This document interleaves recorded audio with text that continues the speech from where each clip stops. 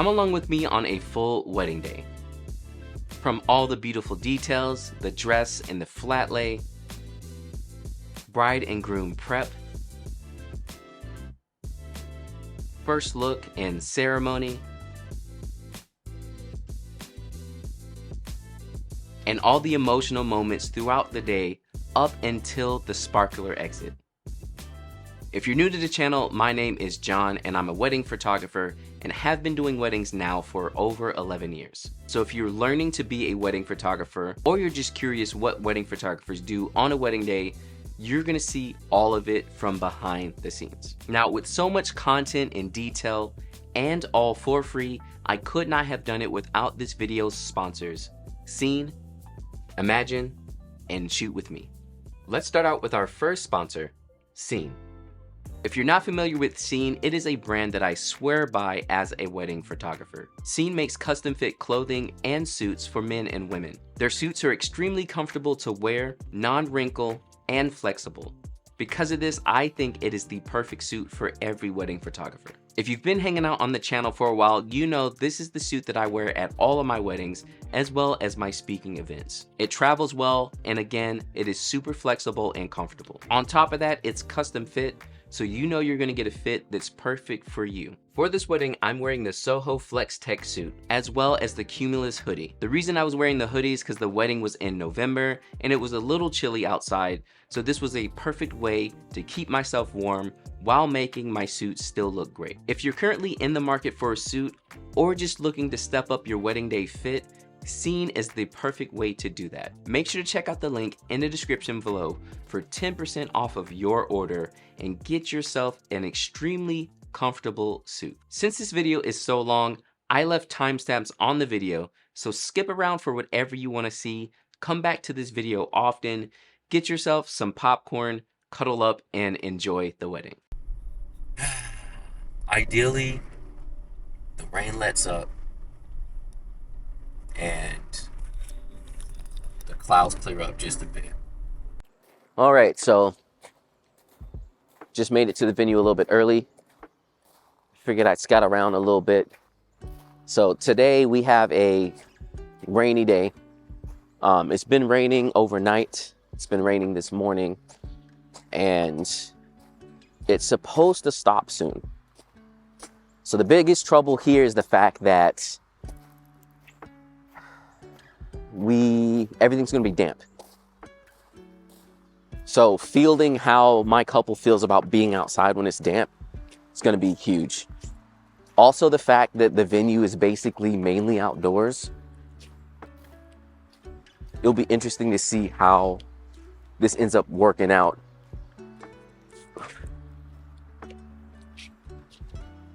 But for now, I'm just looking around to see how it looks.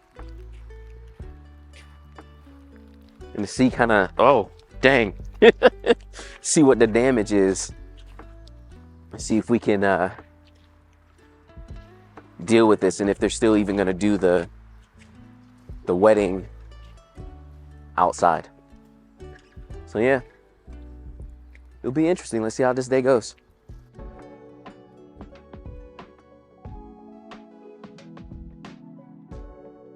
Hello, hello. Hi. How y'all doing today?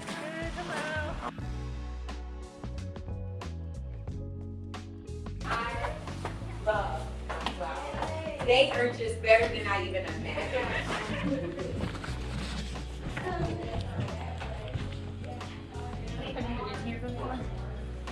We shot their engagement here, but we didn't come inside. Okay, they said down here is groom and upstairs is the bride. Cool. Yes, Shakara is here. Do you need to tell her? Yeah, I was about to head up. Okay. How long has she been here? We just got there. Okay, because I was out in the car and I was like, did I miss it? Well, hello. Are you our other photographer? Yes, I'm John, the main photographer. Okay. As you can see here, I arrived at my wedding day a little bit early.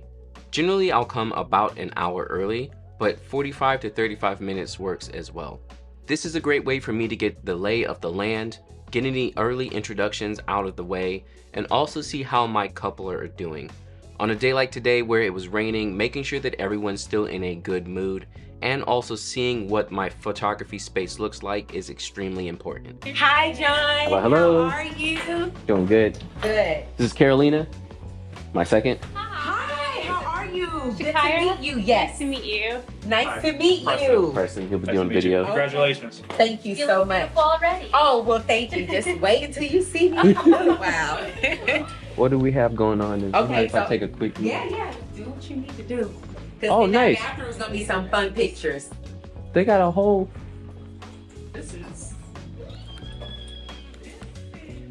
Let me get the walkthrough. I ain't. Wow. This is nice.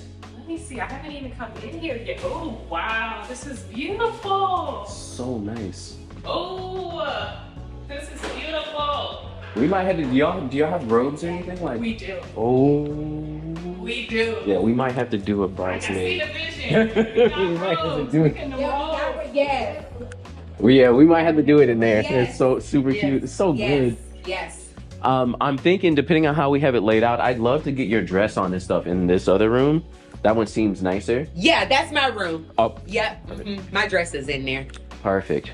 So for now, if you have your detail stuff, I'll go ahead and grab that and just start on that. Okay, that's at the house. Sean's bringing it. I'm That's fine. sorry. No Okay. problem.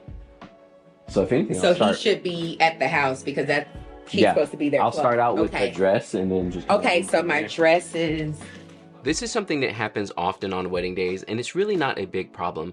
The biggest thing is to make sure you roll with the punches and not make your couples feel bad if they miss something that they were supposed to do or that might make the timeline run just a tad bit behind. I was wondering too, is it super long? It came off. Yeah, it's long. Okay. Not super, but. This is a restroom, I'm assuming. Don't come in here, ladies. Oh, you trying to hide it? I don't want them to see the dress yet.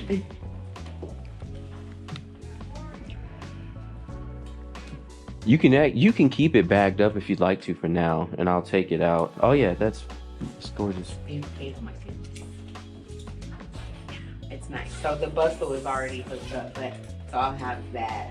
Yeah. Do you care if the photo has it bustled? No. Yeah, it'll be a little bit easier to Yeah. deal with in the photo too. So do you want me to? You want me to put it back in? Where do you want me to? If anything for now, hang it on the ledge of this door.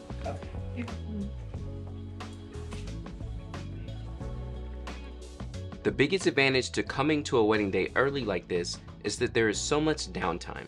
Downtime to make sure you and your second photographer are on the same page. Downtime to check in with your bride and groom at the beginning of the day before everything starts up and all their wedding party gets there. It's just a lot of time to make sure everything works out great. Again, since I'm working with bad weather and I really wanted to see what the lighting looked like inside, getting here early is a huge plus. So in this time, I'm gonna give my second photographer SD cards for her to shoot on. This way I can get those back at the end of the night. If you've seen any of my earlier videos, you know I used to use the NAR box, but I don't have a solution for that just yet. Also, since I had to travel to Atlanta for this wedding, I was able to easily find my second photographer using Shoot With Me. That platform is amazing to use, and I'll be talking about them later on in the video.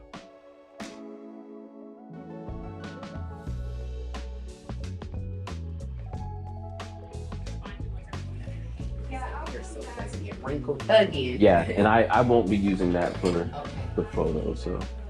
This is if you wanna swap, go ahead and format it too. Thank you, Chelsea. And I'll take the case back because I tend to lose Thank those. you. Oh, can I have some water, Chelsea? Yes. At the start of your wedding day, always remember to hand your second photographer SD cards, have them format those cards, and also make sure your cameras are in sync. Without your cameras being in sync, you're gonna deal with a lot of issues in Lightroom, and it is the absolute worst. So make sure the time on each camera is the same. It's supposed to let up soon. Because if not, we're gonna have to like do everything inside. The ceremony is like 4-ish, right? The ceremony is it's Yeah. at 4. Yeah, it definitely should be done by then. Yeah. Like it may be a little damp Okay. outside still, but I'm assuming the clouds will let up some. Yes. Because I know she said they'll make the last call, like before they set up the chairs out there. But if not, we'll just be in this table. But we have a tent too.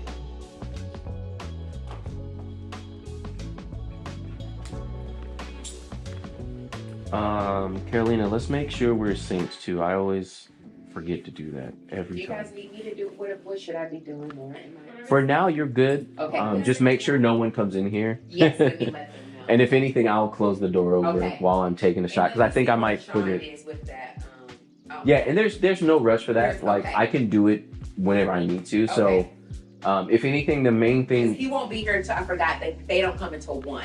Yeah, we'll be focusing on the main thing we'll do now. Then is me doing the dress, and whenever everyone's here, getting y'all's robe shot. Yes. Those are like the 2 things we'll do. So they're coming. She said 5 minutes away, and then I'm getting my makeup. So I would need my makeup done before the. Yep. Okay. All right. So in 5 minutes, I'll be getting my makeup done. Perfect. I don't know if I did whatever you're trying to do correctly. Okay, ladies, so no one can go So let's make sure we're synced. Yeah. So if you go into your settings, and then go to. So this second photographer was awesome. Do you see how she came back to follow up with me about syncing our cameras? Because I had mentioned it, but then I was busy talking to the bride. If you're looking to be a second photographer, these are the things you need to be doing. Remembering what the main tasks of your lead photographer are and making sure that they get done. Your lead photographer shouldn't have to think too hard on the wedding day. You should be handling all of those extra things that end up coming up. I'm glad I checked. Because yeah, what happens is I'll load the stuff and then yours will be way at the bottom. And I'm like, what happened? And then I have to switch it and hope that it's all correct.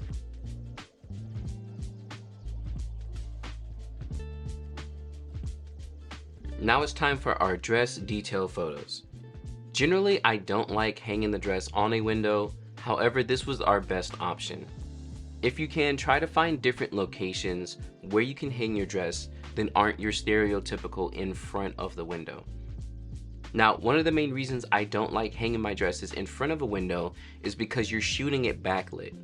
You see all the light coming through the dress, and then the dress in the front is going to be dark. So unless you use a flash or something to light the dress up, then you're basically shooting it backlit, and personally, I just don't like the look of it.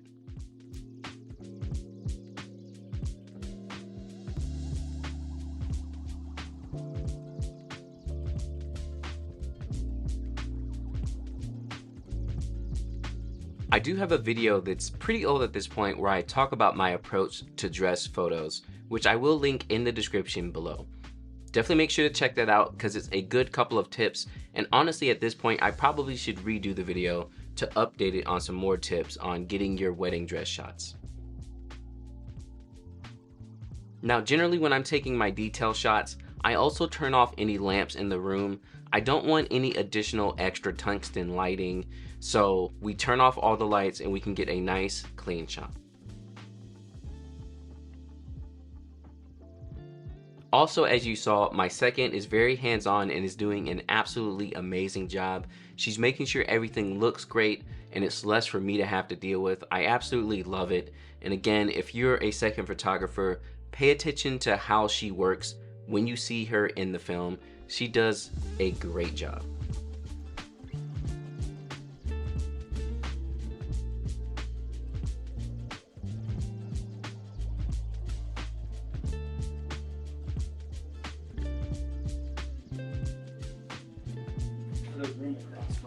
Yeah, don't come in here.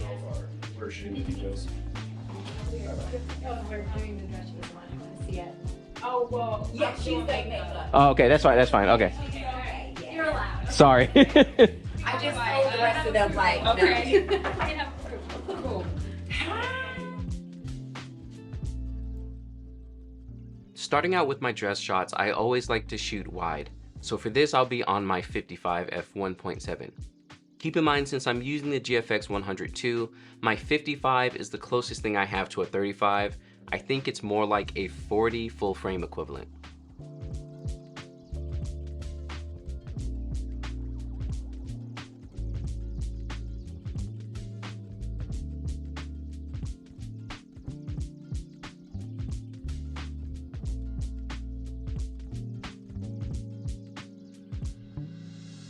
After I get all my wide shots and in multiple different angles, Then I move on to tighter shots of the dress. For that, I'm going to be using the 81.7, which on the GFX is closer to a 50mm full frame equivalent.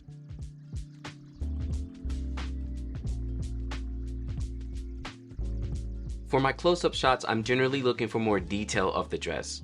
I usually like to take a side of the dress, all the detail of the dress as well, and if there's a special hanger, I'll get close-ups of that also.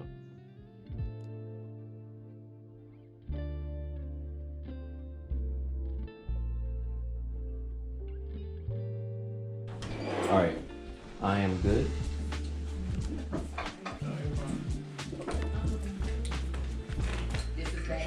Oh yeah, that's another thing too. If I end up like rushing too much, just let me know.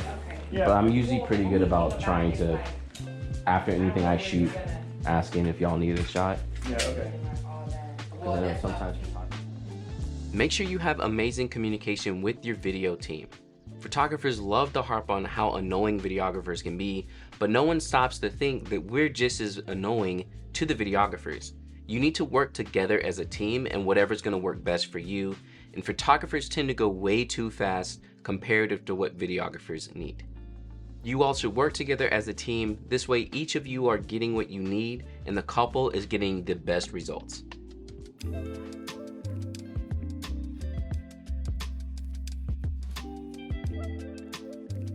The bride is starting to get her makeup done, so now it's time to get makeup shots.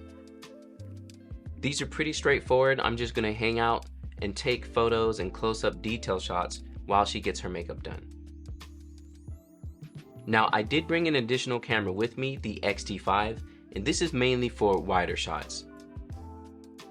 At the recording of this video, I didn't have a wider lens for my GFX system, so I opted to using the X-T5 for that. So I was pretty much using 3 cameras this whole wedding day.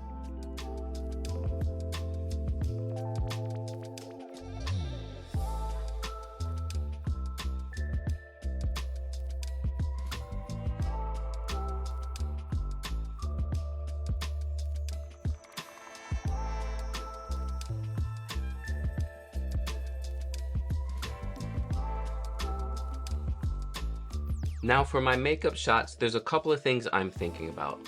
First and foremost, I'm actually thinking about the makeup artist and what they may want to use in their own portfolio or on their website. That's where a lot of my wide shots are going to come in, and I try to get any emotions if there are any. After that, I start focusing on close-ups. So I want to get close-ups of brushes being used, hands on the face, anything like that, on top of, again, emotions. So as you see, when I'm taking the photos, I'm gonna wait for the makeup artist to actually be in motion and actually doing something, rather than her just kind of standing there and waiting. Also too, this is a nice quiet moment with your bride where she's just recollecting in her own feelings, and sometimes that shows through body language, through her hands, and I love to get different pictures like that as well.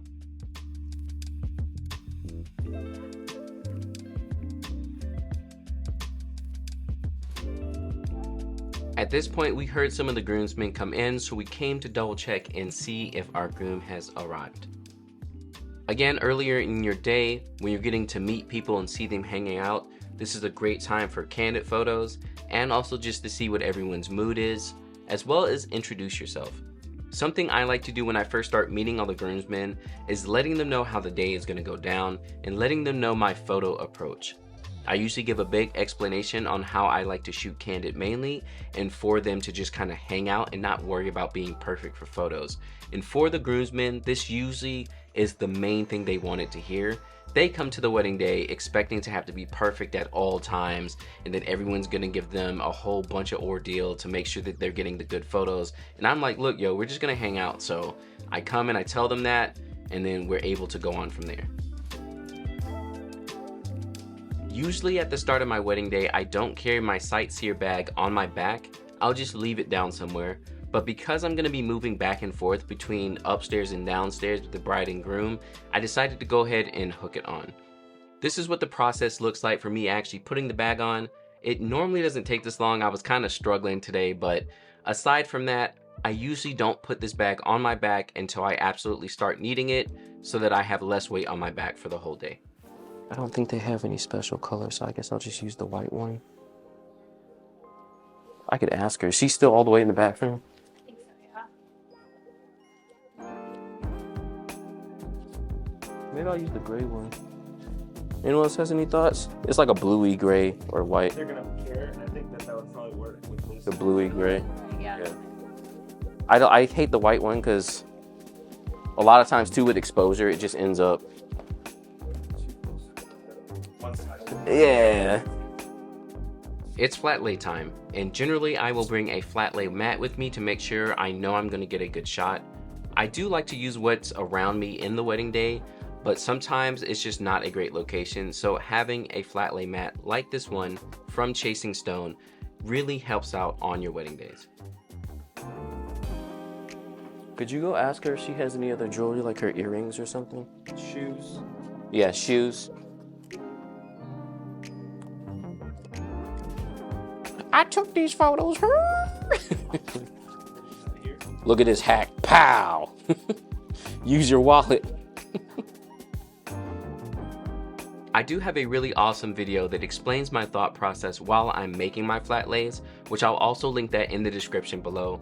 Definitely make sure to check that out because doing Flatlays is a whole process and learning it can take some time. Flatlays are one of my favorite parts of a wedding day, but they do take a little bit of time. This again is why I come earlier on my wedding days as well, so that I don't have to eat up time where I could be getting candidates with my Flatlay photos.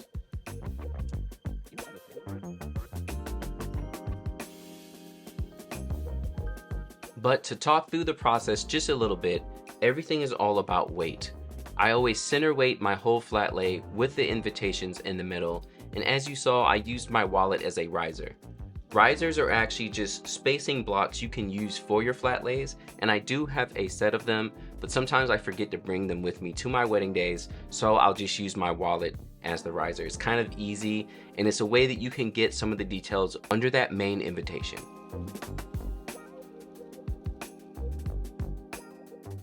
After that, I'm placing everything around my invitation in a way that keeps the weight even on the Flatlay mat and that I can see everything. And then once I get it to a place where I like, I start taking my photos.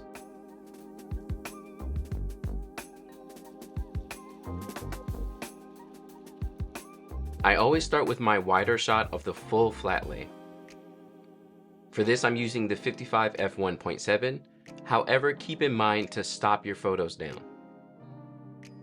Generally, I'll stop down to about f3.2 or 2.8 for my Flatlay photos, even all the way down to f4.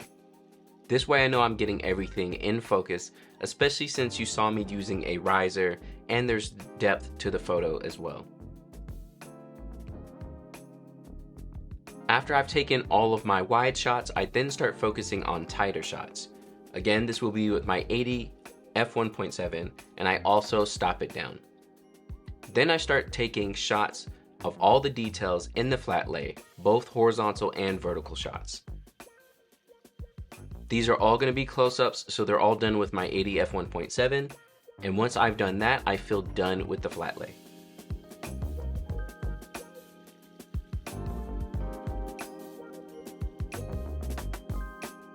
Yeah, my left one is always my far, and then the right one is wider. And I do tend to shoot wider most of the time.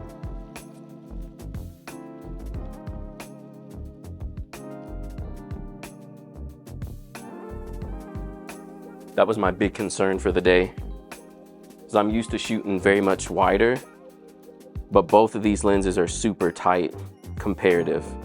Like I essentially have a 40 and a 60, which is tighter than I'm used to shooting. Okay. I'm good. I should be able to crop in on those ring shots. Yeah, but that's Yeah. another thing. You got the 100 millimeter. Yeah, that 100 megapixels.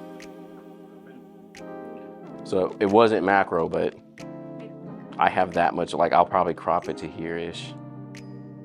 But technically I can make 2 photos if I really wanted to. You can get some shots of that too if you want some. That's great. I love Flatlays, they're so fun. Nice. Okay, I'm gonna check where she is with her makeup for this robe shot. And also, I need to take a shot of those sprinkling sparkly shoes. So once you're done, and Carolina, after you get your shots, we'll rearrange this a little bit. You ready? So what I'd love to do is take a couple shots of you in your robe by yourself. Someone make her a new mimosa, and then we'll get this robe shot in real quick. Great. I got the details in, so I got that finished up. I was gonna hit a couple photos of Kyra real quick, but I don't want to uproot you because we need to go ahead and get her done as well because you need to get dressed. So yeah, I can work. I can probably use this one. Yeah, I think I can make it work.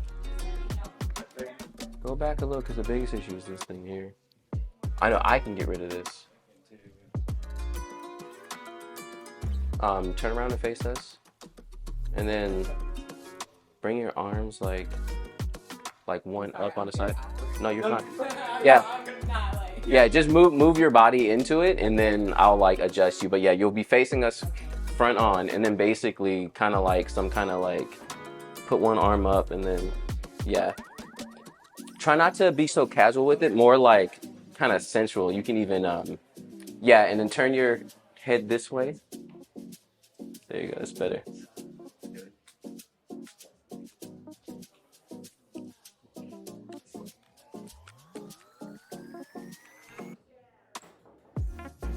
Yeah.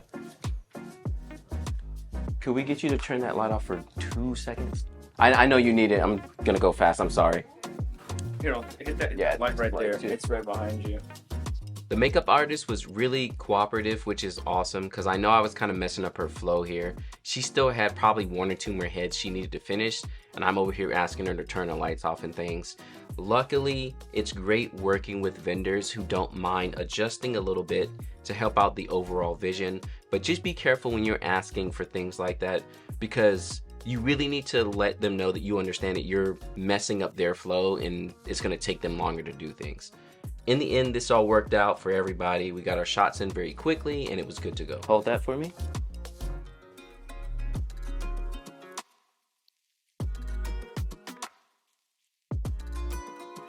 Now, if you can, and this will be more of an action shot if you want to grab it. I'm going to have you,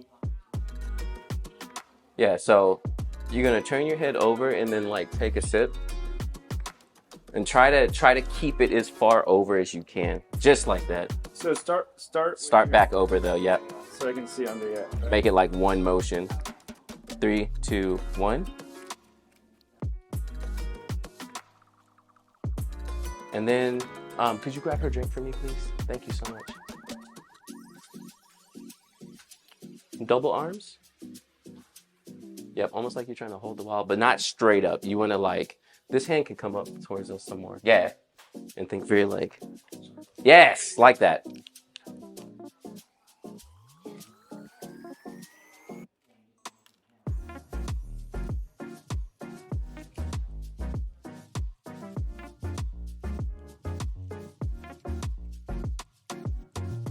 Awesome. Okay. Everyone good? You good? You can turn that light back on. Thank you so much. Sorry about that. We got your detail shots in. Oh, this has champagne.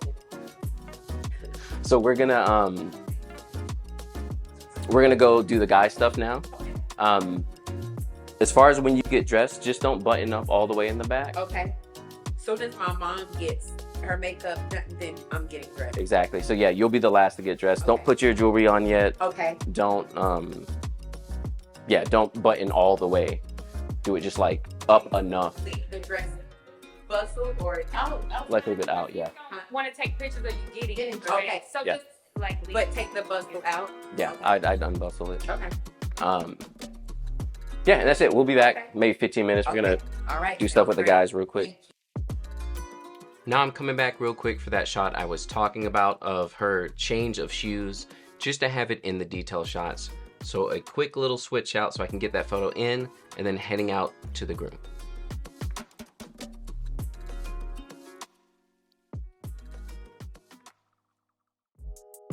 So our groom has shown up and he is a little bit late, but it's not gonna hamper the day too much. Right now we're hanging out with the groomsmen as they get ready, taking any candid shots and just kind of hanging out while the groom starts to get ready as well. Again, make sure not to stress out your wedding days. Even if you have something like the groom showing up a little late, you're gonna be able to get everything you need as long as you stay calm.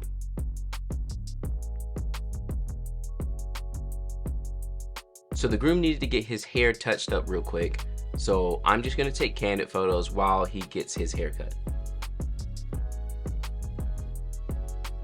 For photos like these, I try to just stay in the back and out of the way, but as you can tell, this is not the greatest lighting situation overall.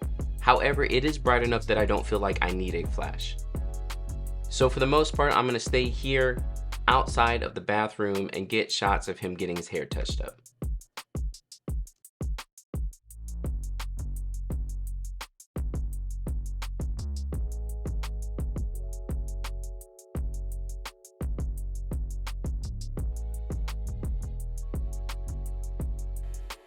I'm gonna step in some. Get it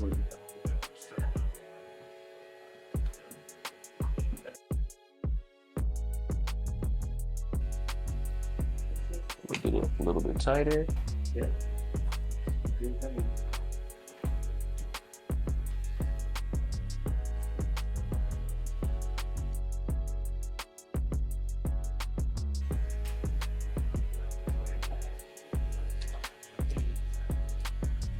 I'm about to get close and personal for 2 seconds. I'm sorry.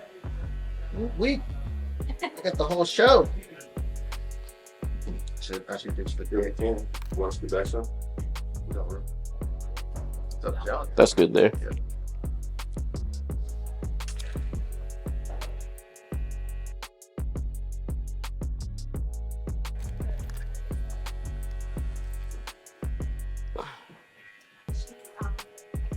She was gonna get dressed and I told her to wait there. For the robe shot? Yeah. Thank you so much.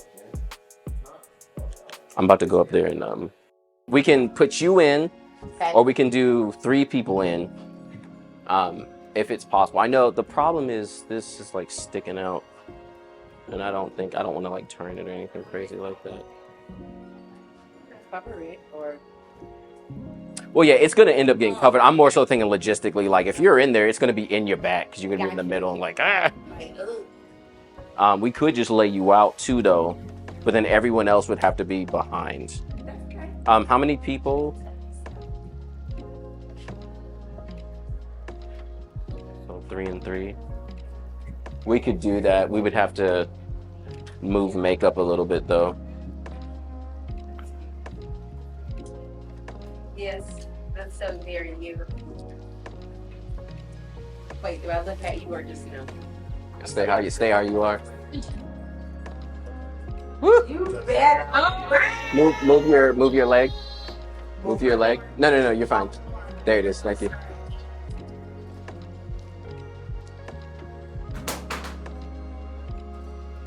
Try looking up at the camera.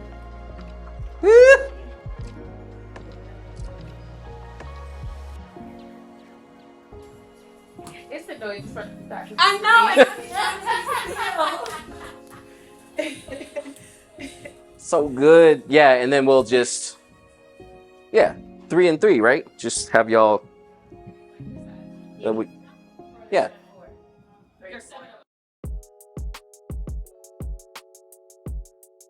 So now I'm all done with the bridesmaid robe shots, and it's time to head back to the groom. I'm gonna start out with his flatlay. Now for this flatlay, I want to give it more of a manly vibe. That's why I'm using the table here. Also, he doesn't have a lot of details, which is pretty typical for the groom's flatlay.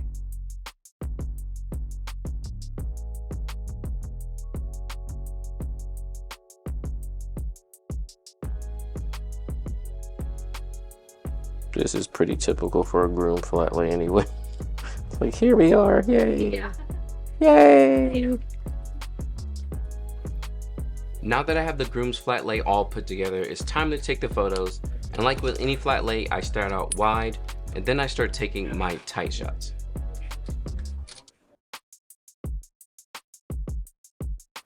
Anyone else needs it?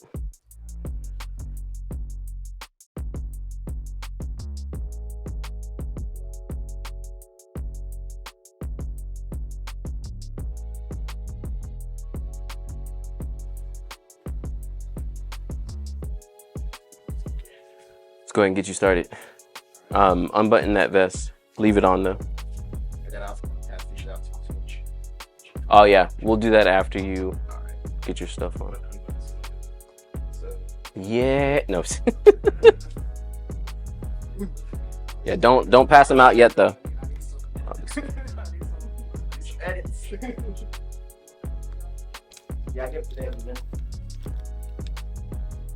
You're gonna stand back there in the middle of the room, pretty much there. You can go ahead and start with your tie. Do you want to step in here? Do you want to just like? Well, I want us to get a couple wide shafts, but then most of it would probably be a little. And then push in some. Yeah. That's fine. And then yeah, while you're doing it, just face towards the window a little bit more, but turn towards us a tad bit. Right there. Yep. Yeah, directly into the light, right in your eyeballs. Yeah, if you need help, just call for somebody. I need help. The shirt's not. Definitely. Dad. Extra. Yeah. Where did Dad go? Mr. Harrison.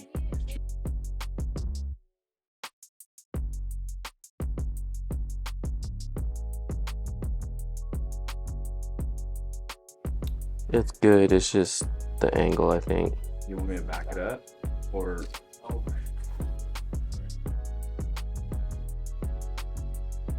I think it's fine, but if you need to move it for yourself, I would definitely. I'm good with whatever. Hold on. Both y'all angle some so that your dad is closer to us a little bit. You stay where you were though, Sean. Yeah. Fix up the back a little bit. Yeah. Yeah, fix the back of his collar some. But yeah, so angle again, so. And then Sean, you move back towards the window to your right there. There it is.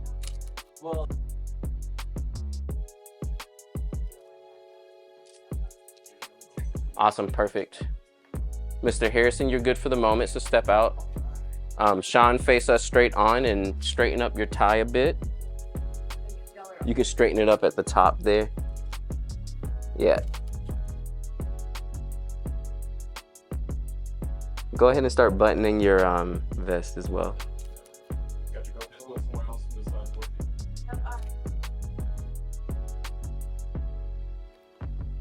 Stop at that button there.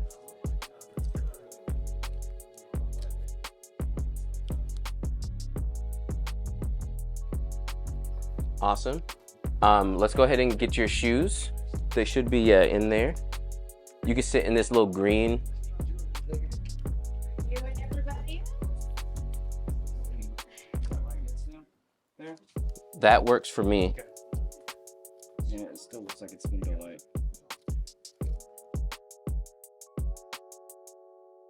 Take your time on this last shoe. Oh, you still got a time, don't you?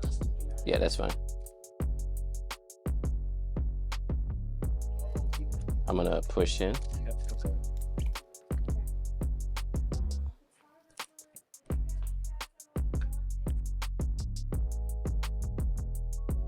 Perfect. Let's do your jacket real quick. You wanna have your best man, your brother, or somebody help you put it on? Yeah. You put on my jacket. And then after that, yeah, actually, yeah, if you can go ahead and do the corsages while we get her dress on, that would be absolutely perfect.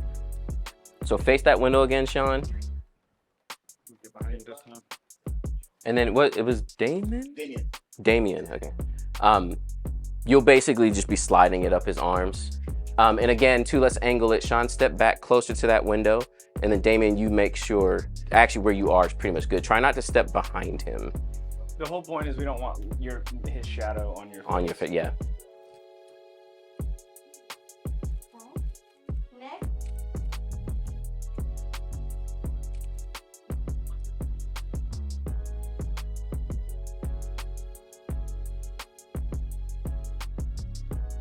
And then, yeah, Damien, come around to the front. Yeah, exactly. You guys take one tiny step backwards. Your way. Sean's backwards, yeah. Right there. You can go with him, Damien.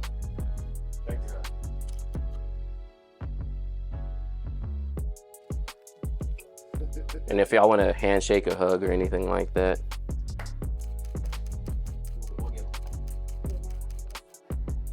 Perfect.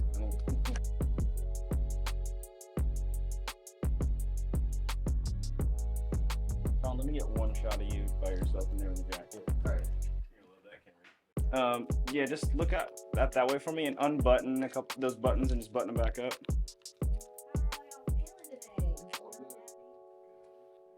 Right here above your head.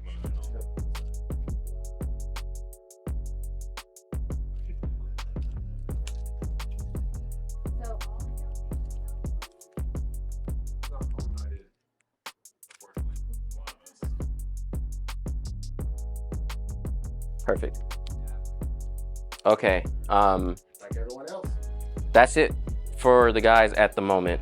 The next thing for you will be first look. And then groomsmen, if we can fit it in, we're gonna get all y'all's shots together.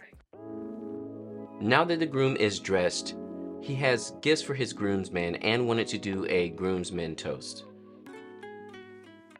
This is something you'll see at most of your weddings, and they're pretty straightforward. Keep an eye out for them because sometimes they happen spontaneously. But generally when I'm shooting this, I'm gonna use my widest lens, which is why I'm using the X-T5 for these photos. Also, while I was able to get away with the groom getting ready photos without a flash, it's a little bit too dark now and the light is not on my side, so I decided to pull out my flash.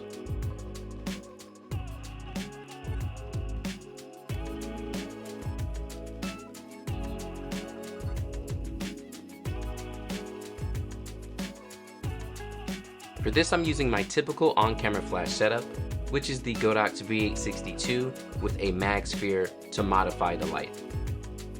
This is generally what I'll use in most scenarios, and since the ceiling is a lighter color, I'm getting bounce from the ceiling as well, so it works really well in this small space.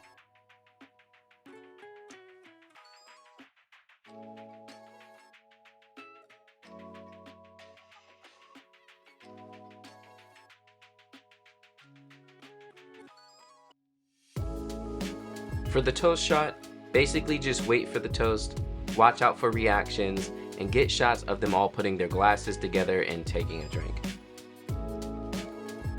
Again, I usually use my widest lens for this to make sure that I'm able to catch everything and I don't miss anybody in the photo.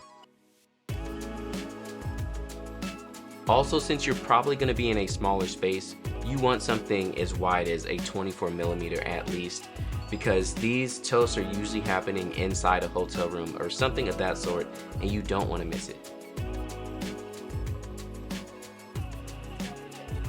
Perfect timing. Yep. Next thing for you will be first look. We're probably gonna do it right out here on the porch. Okay. So I'll come back down, set you up first. She'll come out. I'm all Go from there. Thank you, sir. No problem. So we got word that the bride is in her dress, so it's time to rush up there and get her getting ready photos, especially because we're a tad bit behind. Oh, we're gonna do first look probably right out here. Okay, sounds good. We have like yard space and Yep. stuff, so. Now, I'm sure you're thinking to yourself, how does he deal with editing all these photos? As a wedding photographer, we come home with thousands of photos, and don't forget, sometimes we have wedding seasons where we're taking on 40+ weddings for the whole year.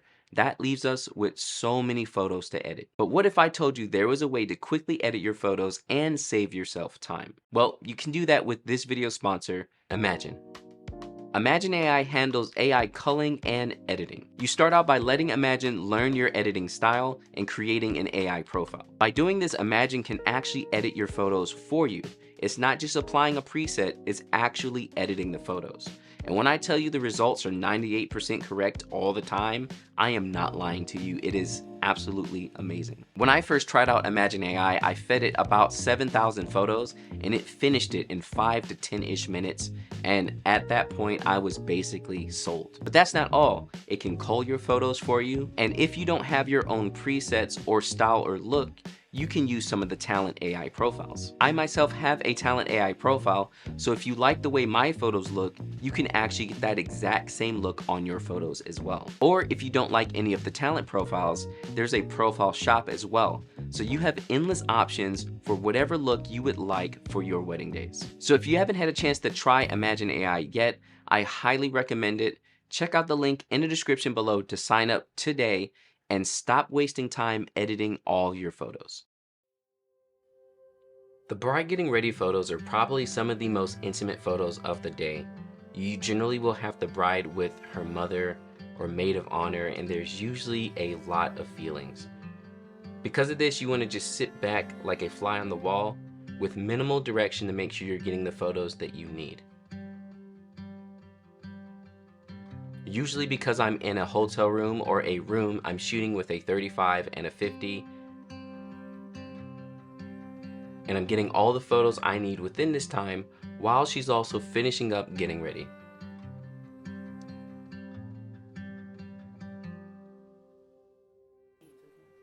Cool. Yeah, so you're gonna be either buttoning her up for real or pretending, and then helping her with the sleeves and everything.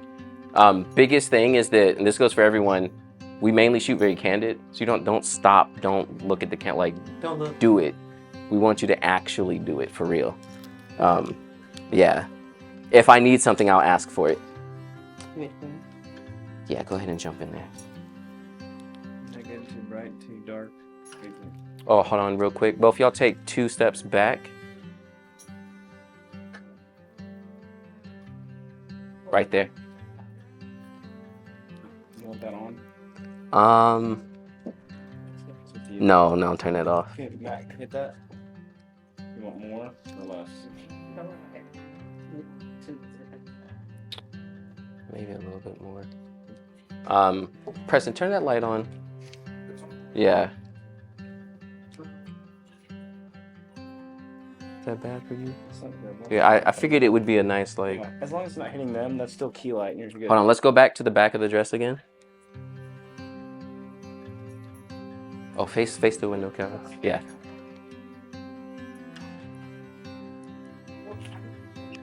Hold on real quick.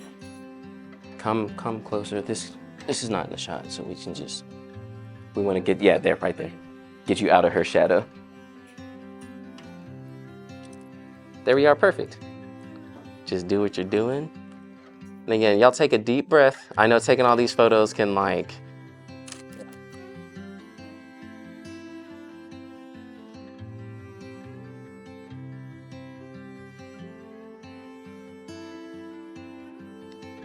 Yeah, and just have the moment together with each other. Y'all can look at each other and smile. No, just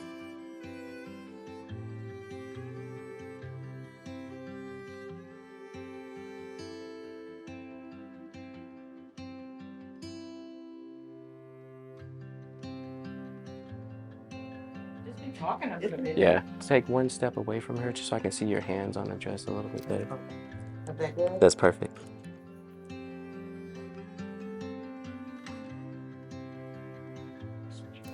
Beautiful smile, Kyra.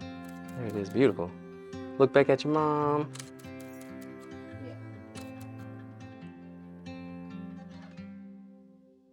Whew, look at it. The shoulder in the back. We definitely, yeah. We're definitely taking that shot later. yeah. Let's go ahead and do the sleeves. Okay, so exactly two. Good, stay where you are. Yeah, just stay where you are, yeah. So you gotta caress them up. Who doing this side? One person. That's cool, right? Yeah, you want me to I can change it from here. No, it's fine. I kind of want to double up on it. 55. Yeah. I was trying to get outside, but I didn't want it to be like full 65. Can you come over here and just hold this up? Okay, but let's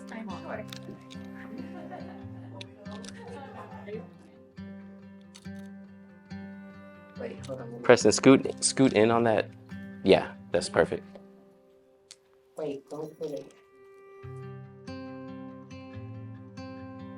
There we go. Always smiling. Okay. My cheeks are sore. I know. It's always the way.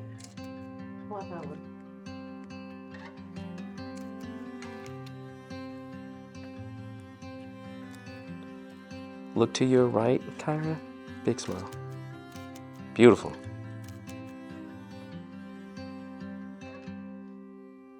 My wife's swallowed so hard. Is yours not? No. Hang on. Hold on. No, I'm just trying to find it. Okay. One more big smile for me. Okay, beautiful. Okay. I got mine, but that one up. Center one. Start with the center one. I'm gonna push back out again. Matt, can you see? Need to pull it up.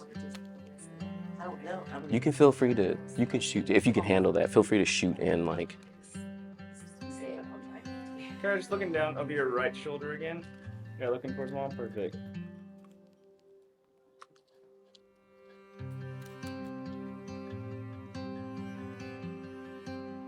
Once those are in, we'll do your jewelry real quick. And your shoes, correct? Yes. Yeah.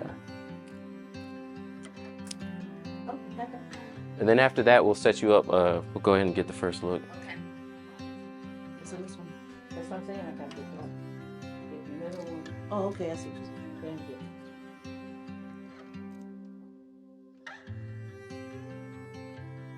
The biggest thing for your bride getting ready photos is to keep everything moving. Your bride and the mother of the bride are probably going to be a little bit nervous and wanting to make sure that they look perfect in the photos, but just keep in mind to let them know to just continually do what they're doing and let their emotions flow, and that you're going to get the good photos. As you can see, I'm doing a bit of hand holding for the shots, but also kind of stepping back and just letting whatever happen. When people need to jump in and help, you let them do that, and then if there's something you need, just kindly and softly ask for it. Awesome, let's do your earrings. Can you do those by yourself? You need help?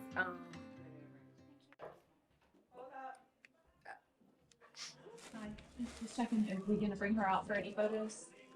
Yeah, we got first look coming up after this. Because we have ceremony at 4. Yes, What time is it? 3:30. What time? Okay. Yeah, we'll have to do bridal party and family after the ceremony. No worries. Just make sure you get some smiles in there while you're doing it. Yeah, perfect. Now.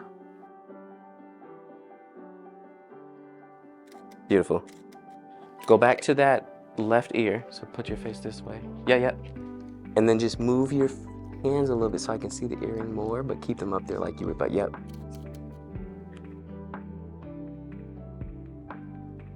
Can you grab her bouquet? I think it's in the middle there.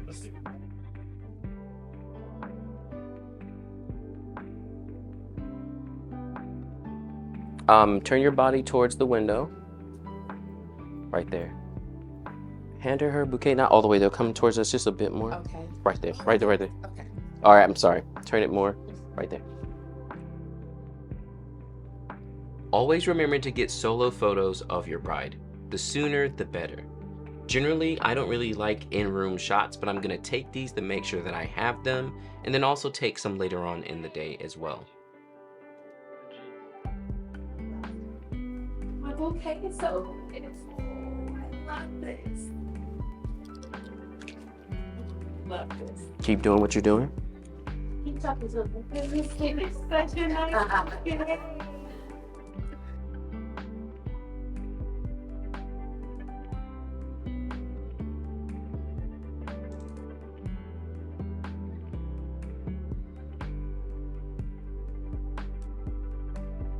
Beautiful, absolutely perfect. I'm good.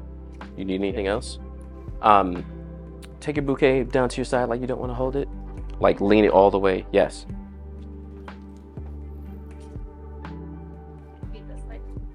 No. Actually, I do. Yeah, that was nice. Huh?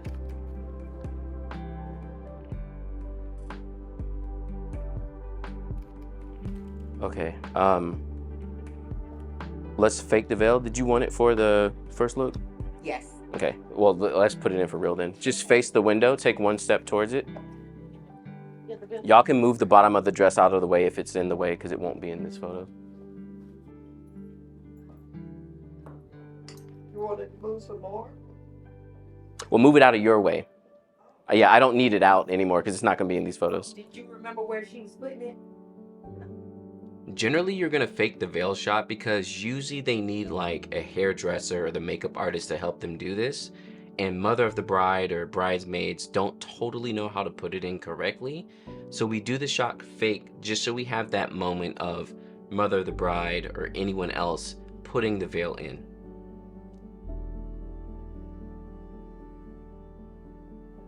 Mom, nice smile while you're doing that. There it is. Beautiful.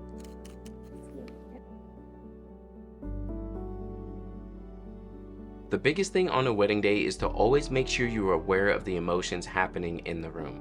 While our bride was getting ready, in this whole moment, the mom really had a moment where all the emotions just rushed over her, and I was able to capture those photos by paying attention to what I was hearing happening in the room. So always make sure to be aware of what's happening around you.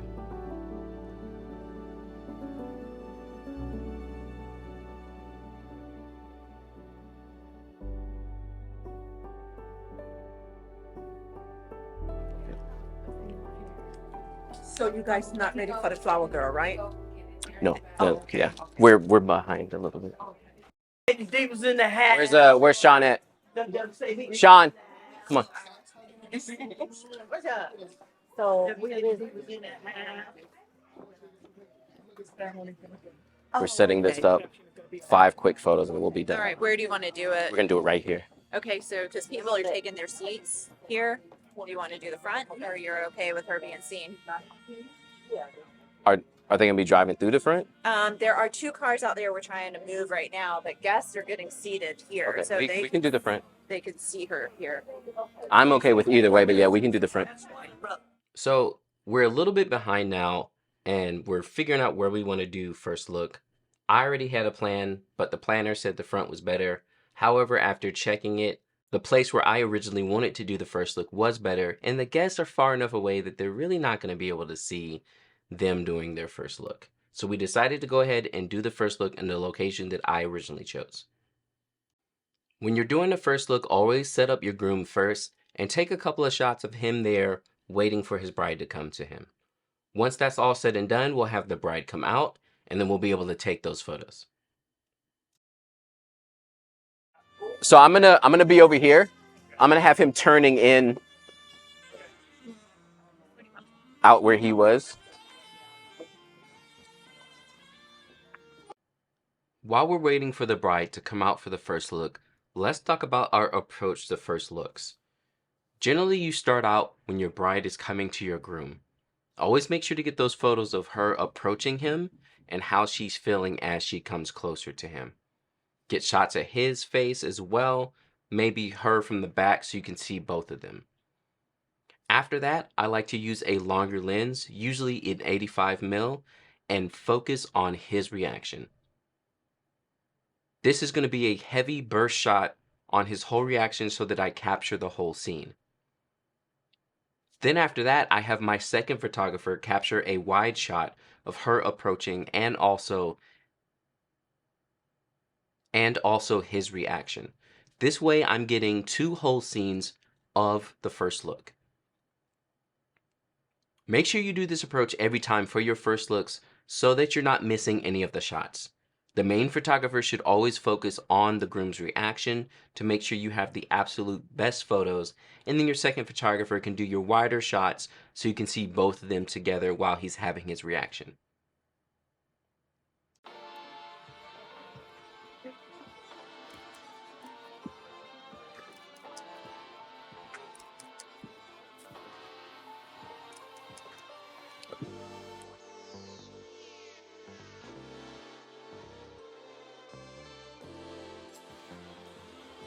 Where do I go?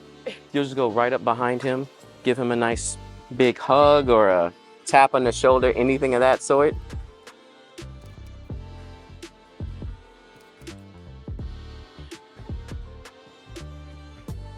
When you turn to your left. Yep. Yep. Whenever you'd like to.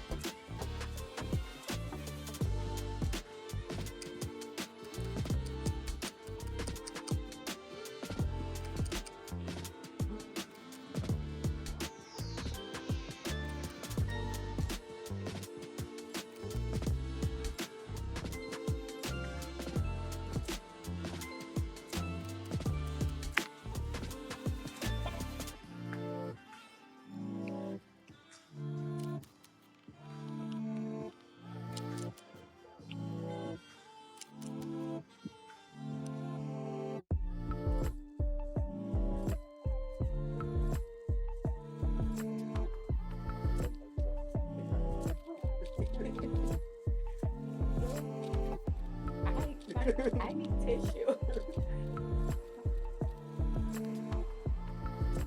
Ask them about the bouquet. Okay. Yep.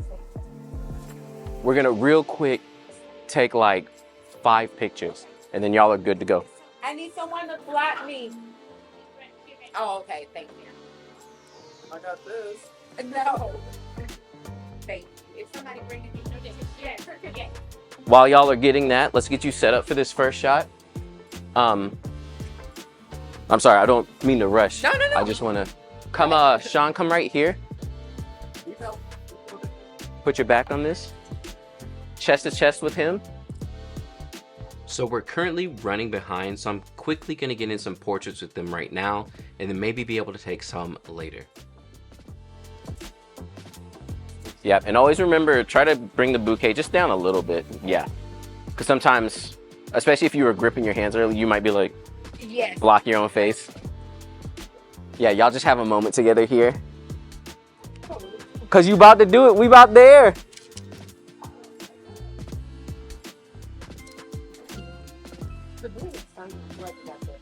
Yeah, come on, come on.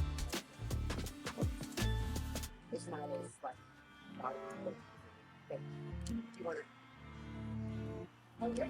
Shooting vertical to get in that bag attack. I'm not, I'm pretty tight, chest up. It's all right.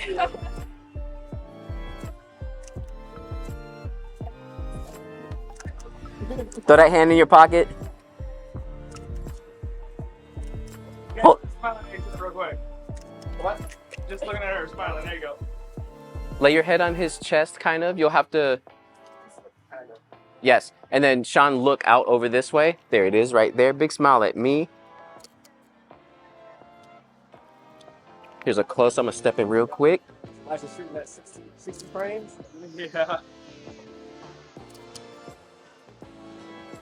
Grab that real quick. Stay right Yep. there looking at. Don't look that way. Don't smile.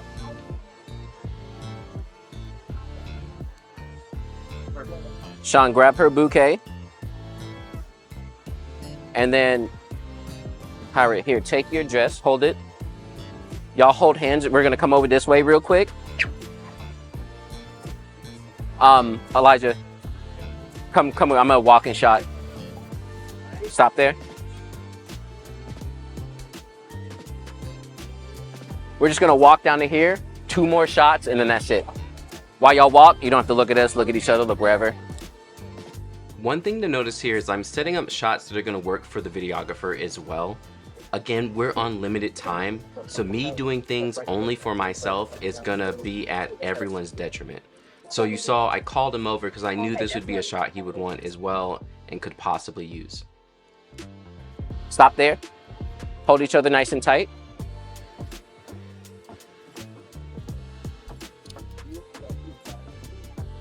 Yep, look deeply into each other's eyes.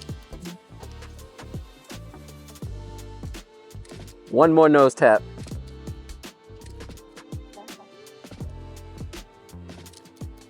Perfect. Anything you want here? Sure. Let's move over here real quick. This is turf, they were saying, so it should be dry. Dry-ish. It's a little damp. So keep holding your dress up.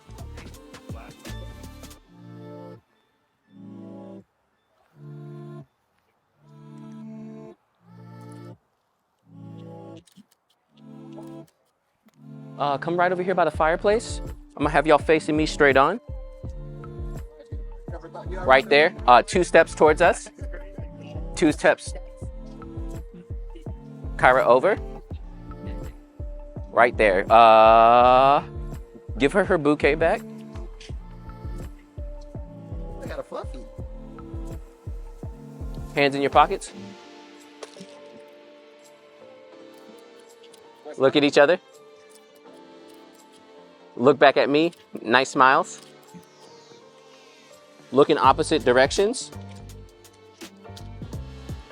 Not too far over though, just like it. And yes. Look back at each other one more time. Perfect. Stay right there. Smiling. There we go. Awesome. That's it. Y'all head back up. We'll get you lined up. We're gonna go set up for the ceremony. We head up or do we head over? Maybe over? I think Yeah, I think they're lining up.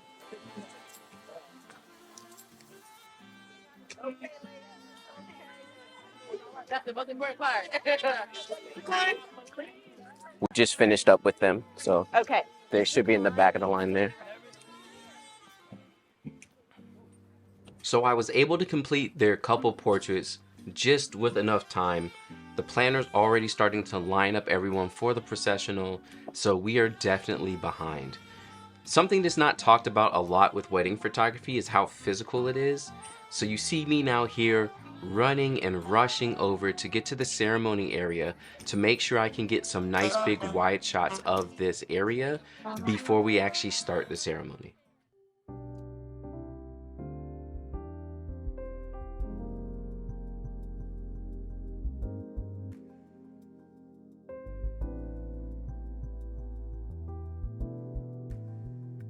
Starting out, I get some shots of the saxophonist they have at their wedding. He was actually really good, and these are details for the couple, but also shots that the saxophonist can use himself.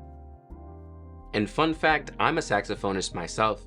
I actually attended Berklee College of Music, so I'm not the worst saxophonist in the world, but I am out of practice.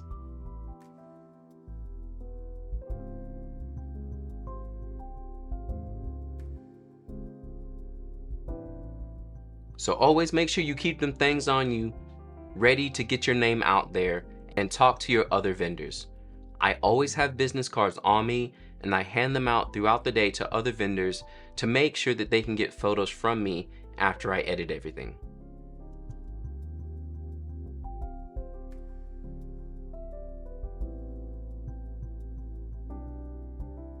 When you get to your ceremony area, generally you're going to start out with your detail shots. Get a couple of wide shots, horizontal and vertical, of the ceremony area. I like to do this when the people are not sitting there, but also when you have all your guests sitting as well. After that, we start setting up for the actual ceremony.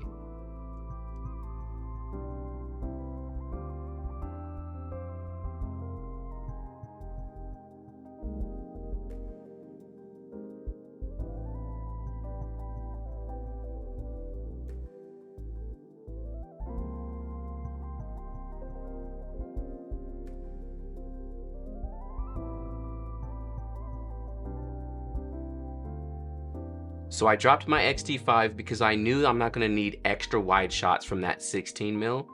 What I have on me is going to be good enough because, again, with the ceremony we have more space. So I'm just going to be rocking the GFX 102s for the ceremony. Now this can be controversial, but I like to sit up at the front of the ceremony area to get the processional coming in for the wedding.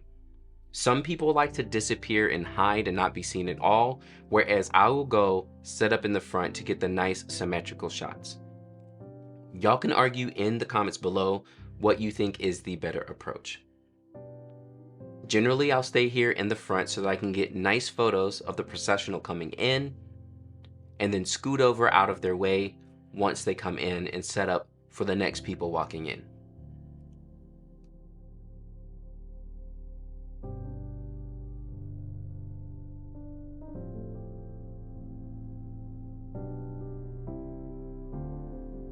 Since the owl was fairly long, I decided to go with my 80 f1.7. This is equivalent again to about a 50mm. If my owl is shorter, then I'll go with my 35 equivalent, but I like that 50mm look because we get a nice amount of background blur while everyone's walking in, especially as they get closer to me. Also, the shots are wide, but they're not too wide, and that's kind of what I like for my processionals.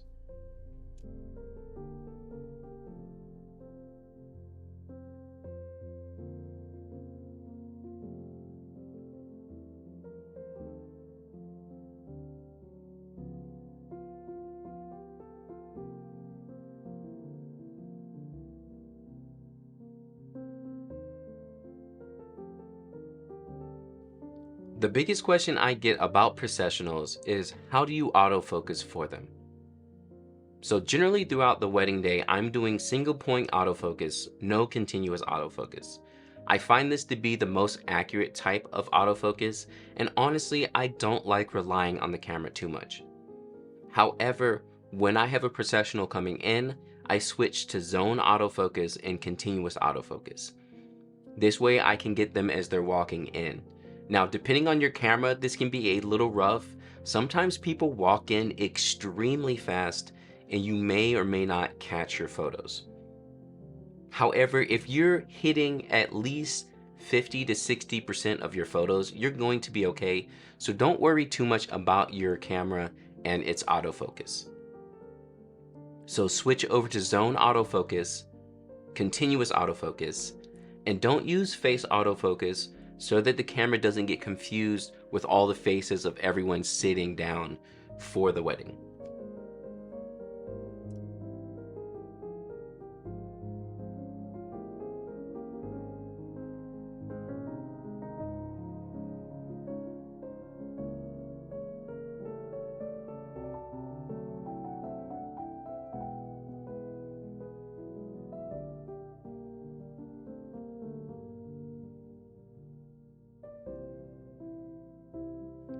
If and when you can, always try to take shots of the groom. Get his expression while he's standing at the front and if he's in his feels at all. Make sure to tell your second photographer to focus on the groom once the bride starts coming down the aisle. At this wedding, we had a little bit of an interesting situation because the aisle technically goes all the way through those arches. So everyone's walking through the arches and then down the aisle. So because of this, I had my second photographer set up in the back to get shots of people walking down through the arches, and then I would also capture them walking down through the aisle.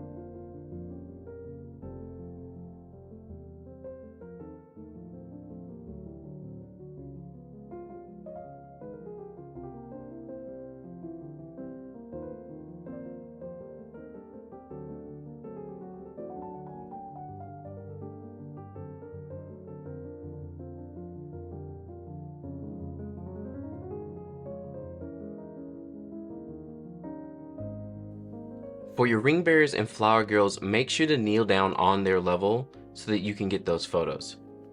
It looks so much better when you kneel down to their height rather than just shooting down at them. So make sure to always kneel down. As you can see here, our ring bearer rushed a little bit, so it was harder for me to get photos of him. But again, this is a part of wedding photography, being able to think quickly on your feet and go ahead and take those photos. So our bride is about to make her walk down the aisle, and you can see me letting my second photographer know to get in a position and to mainly focus on the groom. I'm gonna move over now and take the shots of her walking down the archway aisle as well as the normal aisle. Again, always make sure to have your second photographer focus on the groom so you all can get both of those shots at the same time.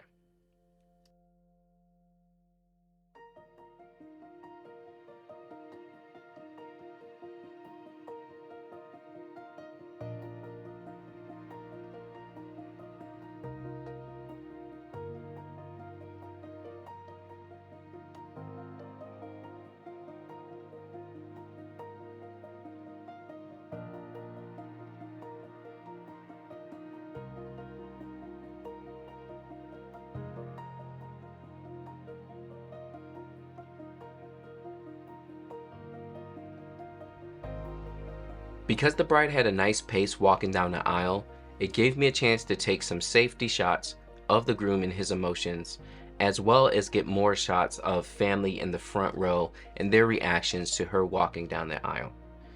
These are shots you also want to make sure you're getting as well, and when you have a second photographer focusing on the groom, it makes it so much easier for you to just focus on all the people around the ceremony as well as the bride walking down the aisle.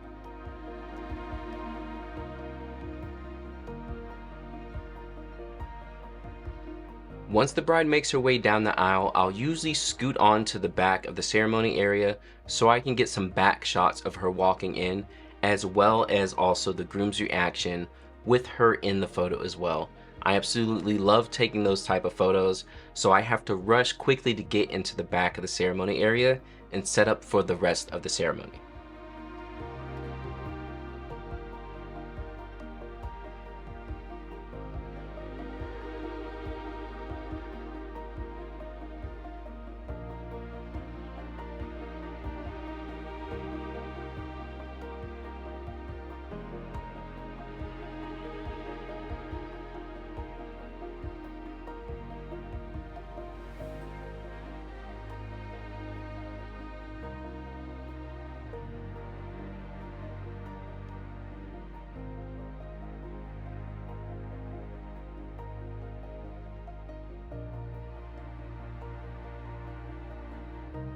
Now that our processional is done, it's time to start the ceremony.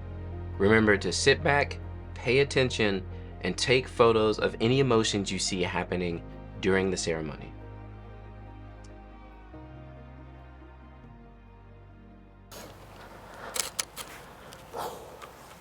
Who give this woman, this queen, to be wed on this day?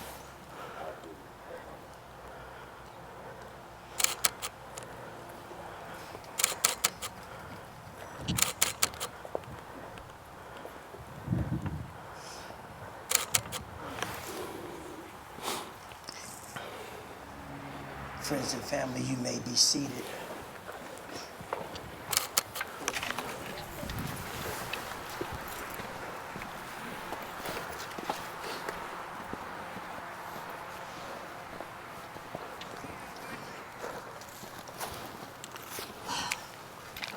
Welcome, friends, family, and loved ones. We are gathered today in the sight of God and of each other as witnesses to celebrate this holy union called marriage of Shakara and Sean. We hold Shakara and Sean up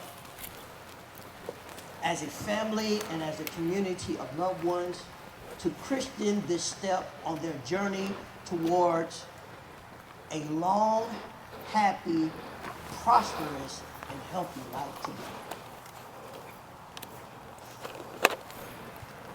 Before we begin this sacred ceremony, let us bow our head and ask God's blessing for Shakara and Sean. Heavenly Father, we come praying for your divine Any side you blessing see me on, try and shoot on the Shakara and opposite Sean. side. Yeah. At the beginning of the ceremony, I generally will start out with a wide shot of the whole ceremony area. This is easier to get at the beginning because there's not as much happening. Vows or anything like that hasn't happened yet. The ceremony is just starting out, so take your wide shots then, and then you can push up for your tighter shots afterwards.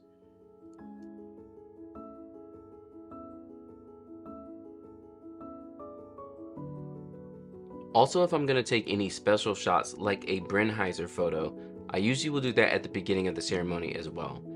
And if you're not familiar with the Bridesmaid photo, I'll leave a video in the description below that explains how to take them. They're really cool photos and it's something you should definitely learn how to do. To turn and face each other.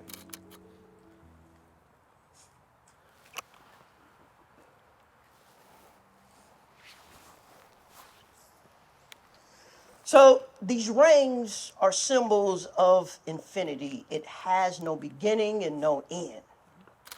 Your rings are symbols that speak of your love for each other. It represents eternal commitment to each other. They are an agreement between the both of you to love and cherish each other for the rest of your days. It is a reminder of the one to which you have sworn your love and devotion. Sean, I want you to look into your queen's eyes. All right now. And I want you to repeat after me. Shakara, my queen.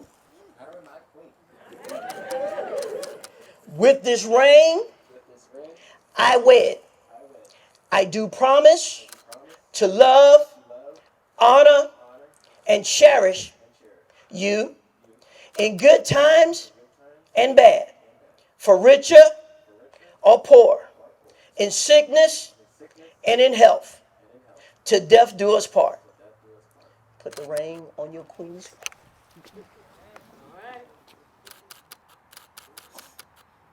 Now, Shakira. Oh, it's going on there because it's going to stay on there. Now, Shakira, look into your king's eyes. And I want you to repeat after me. Sean, my king. Say it loud. Sean, my king. All right. With this ring, I wed. And I do promise to love, honor, cherish you in good times and bad, for richer or poor, in sickness and health, until death do us part.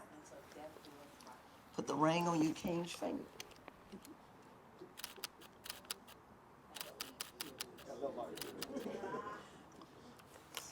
Sean, Shakira, having proclaimed your love for and commitment to one another in the sight of the sovereign and almighty God and these witnesses, it is my pleasure to pronounce you, by the power vested in me by the sovereign and almighty God and the great state of Georgia, husband and wife. Sean, you may be good and grown and kiss your queen.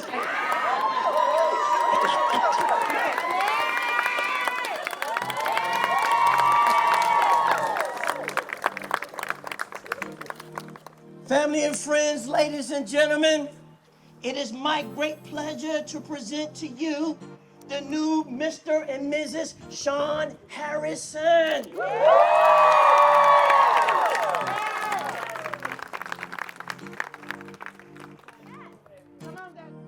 They're gonna jump the broom, so I wanted to make a GIF out of it.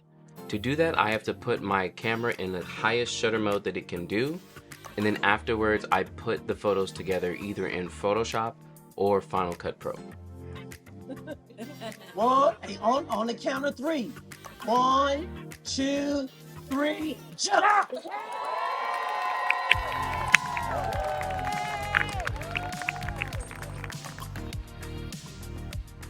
After the first kiss, my couple starts walking back down the aisle, and generally I'm going to use a wider lens to get the reaction of all the guests, also while the couple is walking back.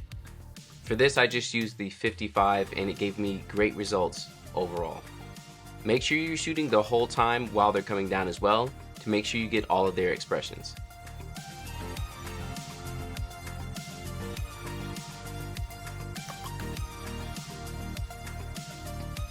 Stop here, kiss, kiss.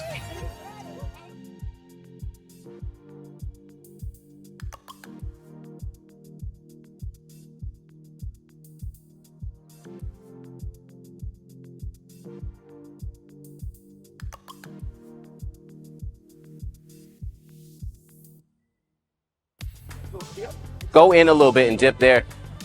Because we had a little bit of time as well, we went ahead and did a dip shot here under the arches. Yeah, turn towards him. There it is, dipper.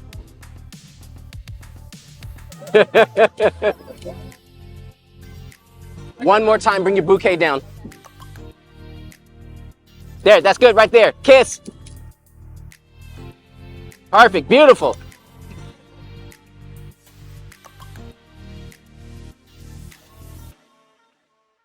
When your couple starts walking off, make sure to take candid photos as well. Honestly, these are some of my favorite photos to take. Just seeing your couple in their natural element, interacting with each other, being a fly on the wall, and taking those photos from a distance really sets the vibe for your photos.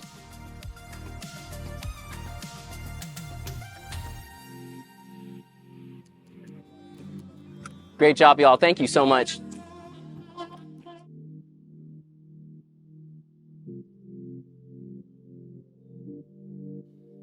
I usually try and take photos of the wedding party as they proceed out as well. Normally this depends on how much time I have, and then after I finish up these photos, I'll go and follow the couple to see their wedding party, celebrating with them and congratulating them.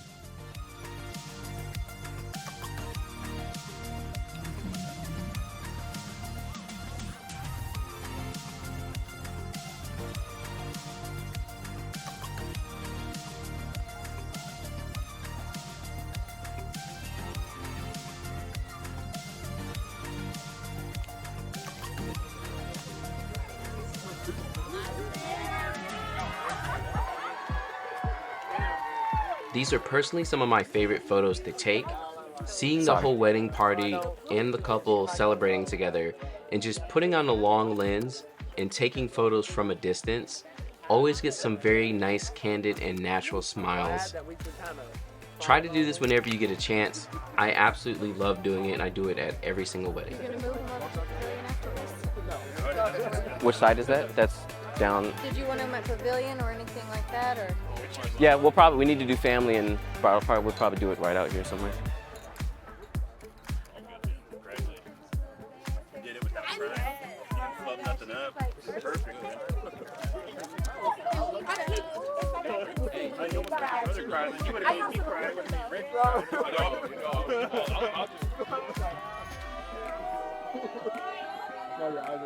Yeah, I was like, man. I had to start making jokes.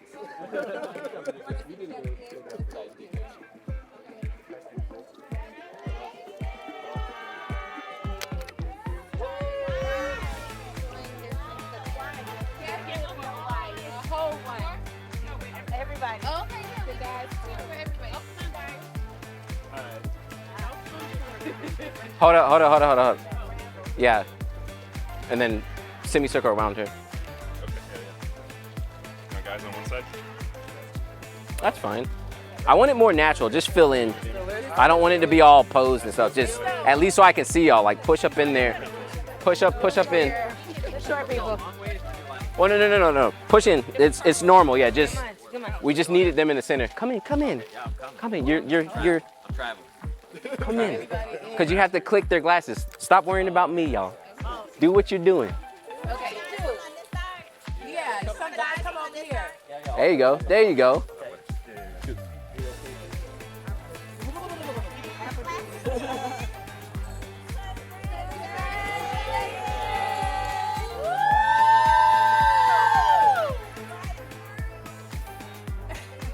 We married now.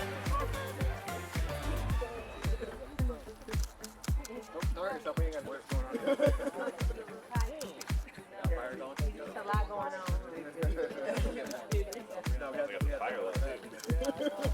Shout out to the bride and groom. I don't know where you're going now. How y'all ladies doing? You guys staying warm? I think I have it on my All right, let's start out with family first as far as photos. Kyra, is there anyone else we're missing for family? I like that. No, we got the. That's it? Yeah, right now. Yeah. And then bridal party, I'll be doing y'all next. Ladies, I'll do y'all first. You can go get warm afterwards. So let's go ahead and knock this out. Family first. Let's do it under the. Yeah. Cool. Oh, could you grab my bag, the big one? Yeah. Yeah, let's do both sides of the family to start. I like to start big, and then we'll. I need to get better at myself. Yep, you're good. Where's the flower? Oh yeah, she's back there. She's right there. So whenever y'all took the picture with blinking, I was Come on, baby. Come on with us. So if y'all could go into the third pier thing back. Separate or? Yeah, how we? Right there, yep. Yeah, you want her with us? Yeah, we're gonna do everybody to start out.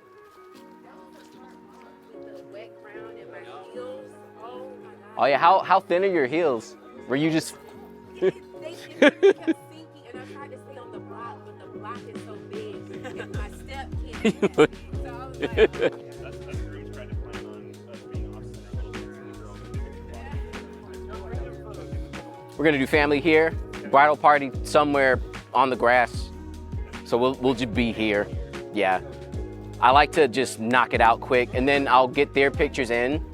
I usually work towards where I want to go, so I'll probably start the couple's photos here and like make our way back down. Hey man, I need you to grab Kyra and Sean, let's go ahead and get y'all set up. Let's get these knocked out.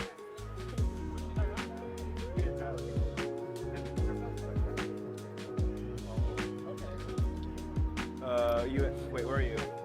I thought he was right there. Oh, okay. Yeah, sorry we didn't get a chance to like talk about the ceremony. Oh, It was just kind of last minute. Yeah. I wasn't even tripping about that. Like, I felt like. Yeah, just one day. So y'all go ahead and fill in the middle. Okay. Well, at the time,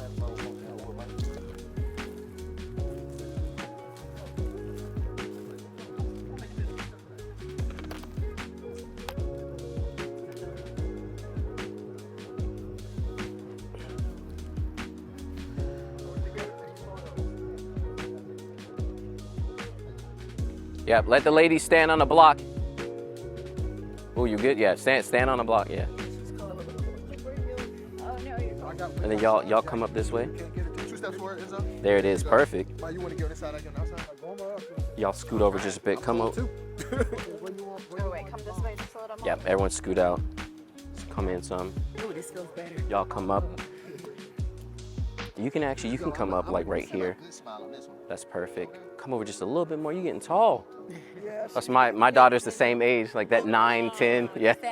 She be beside me like, just wait. I'm like, no. Oh, I lied. Could you come over just a little bit this way? Much warmer. Just a little bit more, right there.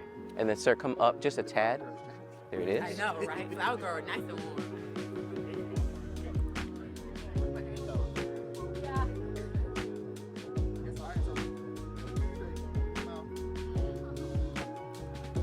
That's perfect. Beautiful smiles right at me. 1, 2, 3. Here's a couple more. 1, 2, 3. Awesome. Let's go ahead and do Kyra's side of the family real quick. Everyone else, just kind of step over to the side because you'll be right back in. Oh, I'll take that flower. Are they in there already? I think they're the outside making their way in, but right now is when you're gonna have, if you're trying to get empty photos of the table. Yeah, so shoot what you can. No. So if you can handle it, because the 4 has IBIS on it, go way down on your shutter, like 1/60. ISO 1000-ish, and just get the natural light and shoot it that way. I normally do it that way too. You just have to be steady. You could shoot it on 56 if you want to. Thank you. And then yeah, try to get a wide. If there's people in, it's fine. What I normally do is focus on whatever the table settings are. Boom, boom, boom, wider one, and then just shoot whatever else. Thank you. Perfect.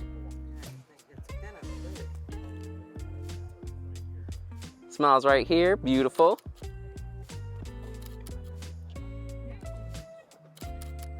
Add Sean back into this. And then yeah, you can just scoot out a bit, yep. There it is, perfect, beautiful.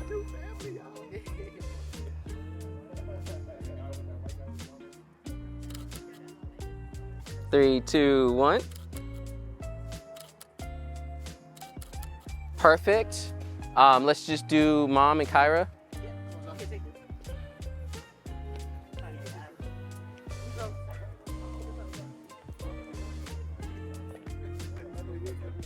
There it is, beautiful.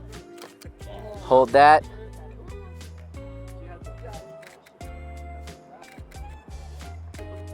Hold on real quick. Breathe now.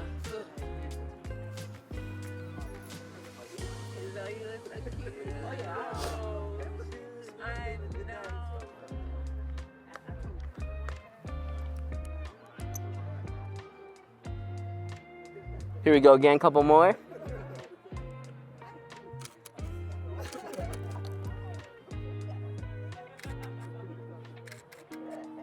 Beautiful. Let's do brother. And then Mom, you can step out. Hey, I got something for you before we go, okay? All right. Put it in your pocket, okay?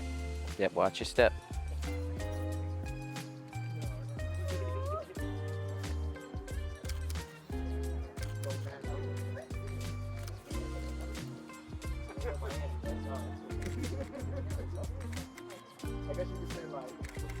There we go, perfect.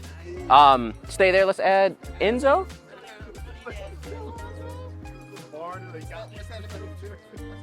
There he goes.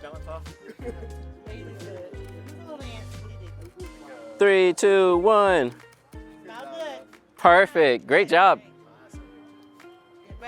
Yeah. Happy birthday, bro. Yeah, it's my birthday. It's my birthday. Yeah, birthday. It's my birthday. That's right. Yeah.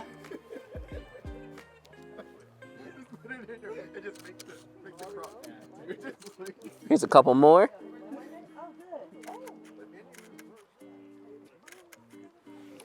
Beautiful.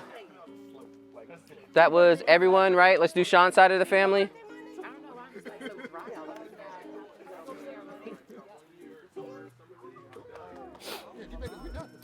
So Kyra, yeah. Yes, because we started with the whole, so yeah, y'all are done.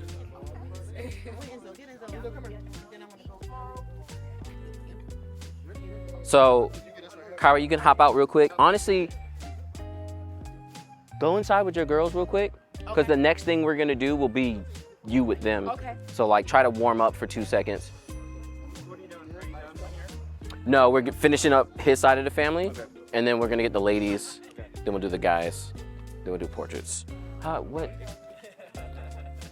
Do they like go inside, inside? You need the bridesmaids? They're inside. Not this very second, but soon. What, She going in? yes, what time was the intros at? Chelsea. And he was like, I'm not taking no picture, I'm filming you. I was like, oh, great, thanks. Like 5:05 or 5:10. Perfect. And then intro is 5:30 after we pop them into the house to bustle. Perfect. So everything at 5:10 is back here. Thank you. All right, let's do just Mom. Side. What side does she have? Yeah, I was about to say, does she have a side? Oh, she. Just be natural, Mom. I don't know if you're trying to do it, you know. Yeah, that's perfect, Sean. And then yeah, scoot up into him. Center's right here. Center's right here. I don't know how. There it is, beautiful. Here's a couple more.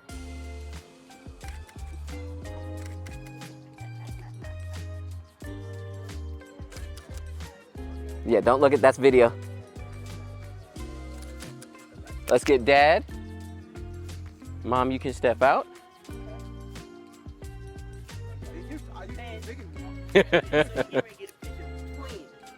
Right, though?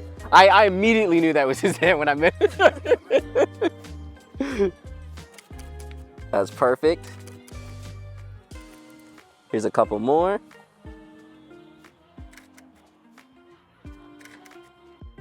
All right, get your niece in here. Where'd your brother go? I mean, I guess we'll get him during Groomsmen anyway, because I usually do solos of y'all. And then Dad, you can step out. Yeah, just them two. Be careful. Watch your step. There we are, perfect. Here's a couple more. Awesome, perfect. Okay, now we can get the ladies out. And then we need your whole family and Kyra, and then that'll be it.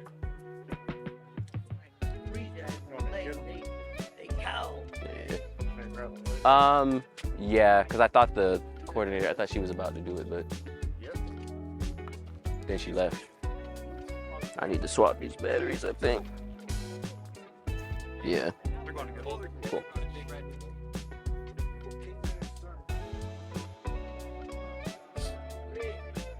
Yeah, so I'm just now running out of battery on this first one. That's actually pretty good. It's pretty good for a medium format camera. How many photos do you think you're taking? I think I started out with about 2,000-ish. I've taken at least over 1,000. This one I have a 256 in. So I should be able to handle the whole night. I have 1,500 left. Yeah. Shooting compress, or no, lossless compressed, which is only a little bit smaller, but did they tell Kyra to come out? That's who we really needed. She's standing down the porch and then she disappeared. Oh, Starting to get a little misty. I felt a couple drops. Definitely trying to come back. Yeah, we're gonna do y'all's group real quick and then you'll be done. Hey, here's your clear umbrellas. Awesome. Let's drop them there. We'll pick them up with the ladies. Christian's the MVP. Thank you, Christian. Got it. Now go get your beer. Yeah. All right, where's the flower girl? Get you back in this photo real quick. You have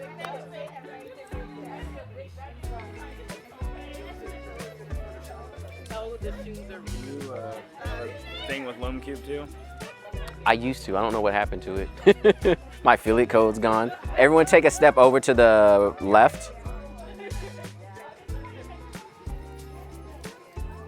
Oh, you know, I lied. Kyra, come back to the middle, and then Flower Girl, if you could scoot over. Yep.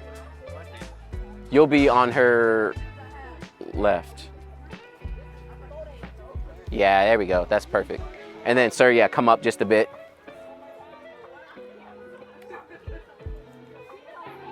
That's perfect. Big smiles right here. 3, 2, 1.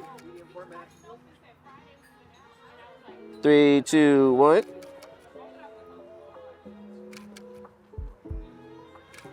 Okay.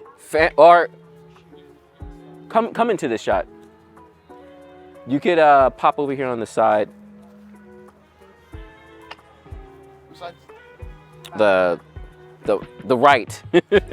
What directions? There we are, perfect. Remember this camera. 3, 2, 1. Awesome. Let's grab, ladies, grab those clear umbrellas. No, we don't have any clear umbrellas. Right here. Yeah, they're right here.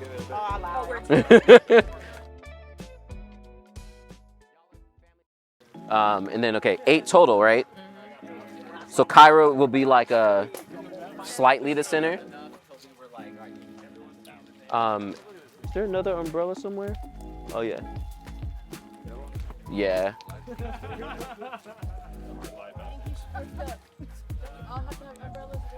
Yeah, you don't have to. Sometimes it's nice to have 2 per umbrella, and then y'all can just cozy up. That'd be cute. Kyra does. Or we might be able to 2.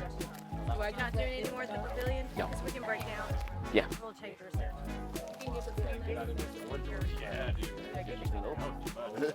Is that the busted one? It looks like it got. Uh-oh.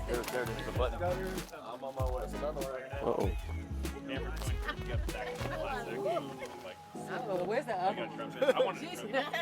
Yeah, it's like they wiped it through mud. It's had better days. Okay, so 1, 2, 3. Yeah, so Kyra, Yes. fit back right in here. Y'all scoot out. Are y'all maid of honors close to the center? Where's maid of? Yeah, why are you not on the outside? Why are you on the outside? The way.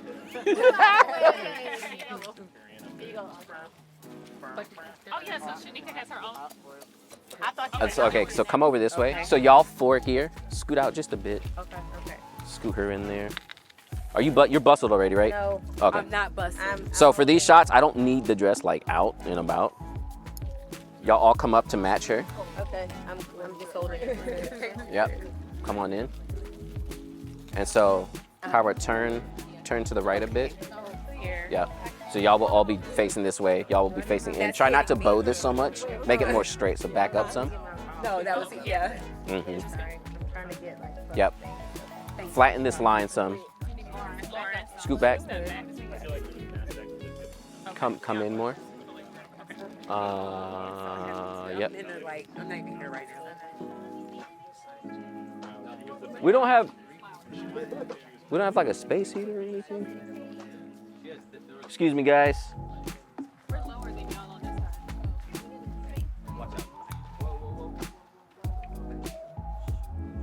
side. You're gonna have to put down the dress, but again, don't fan it out. Just drop it. Bouquets by your belly buttons. Bouquets by your belly button. try to keep y'all are about the same height, so they should sit around the same. Are you fine with your watch on? I can. It's hard to get rid of too. They're the hardest things to get rid of in post. It's getting dark. Guess I'll flash a little bit.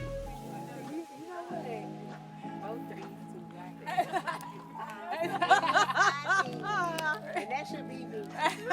What is your limit? The laughter is I could go up. I just don't like doing it. But yeah, I could probably get to like the 3,000-4,000 range. I don't like doing it. Y'all need to come make one chat for all the pictures. Yeah, one chat. Same chat we all have. Yeah, guys are what the groomsmen, so they may be able to. Oh, I have a way too where the gallery I'm gonna give you, everyone can put their photos in there too, so y'all can have like. Now remember, this is photo, this is video. You don't want to look at this. Bring that umbrella up just a tad for Kyra. Yep.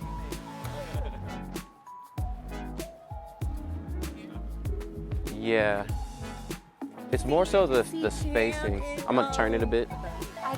Hey, Catherine. And then bring it like here. Yeah, spatial, just so they're kind of even. Well, I'm gonna turn this as well. Oh no, I can't see it.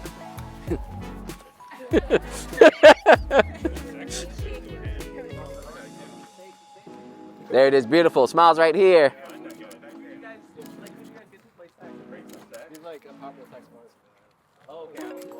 Y'all pick a girl, give her a nice smile. There it is. Yep, don't look at me, look at each other. Someone make everybody laugh, say something stupid. Yeah. It's not smiles, it's you freezing. Keep going, same thing. Great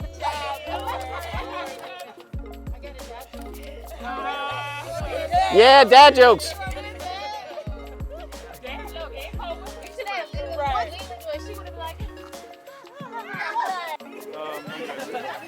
All right, let's do solos. That's each of you all with Kyra separately. Let Kyra stay where she is, and then whoever wants to come. Any side is fine. Pick whatever side's better for you. I don't care about your side, so get on this side. With the umbrella? That's up to Kyra. I'm okay. Perfect, thank you. You're in the back. I'm like, I'm serious. It does. Like, I'm like, yeah, I'm happy to be here. You've been here so many times.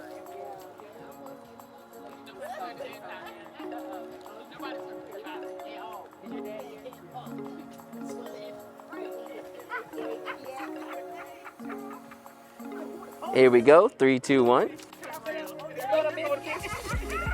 Y'all look at each other.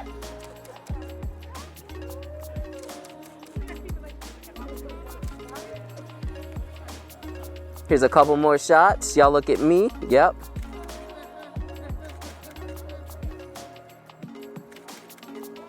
Awesome. Next up.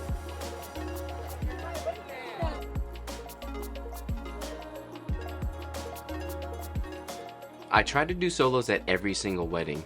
This way I know I have all the wedding party for both the groomsmen and the bridesmaids. Aside from the larger group shots, these will always happen unless for some reason the couple doesn't want these photos. Make these quick, do them horizontal and vertical, and go ahead and get them out of the way so you're not spending too much time doing them.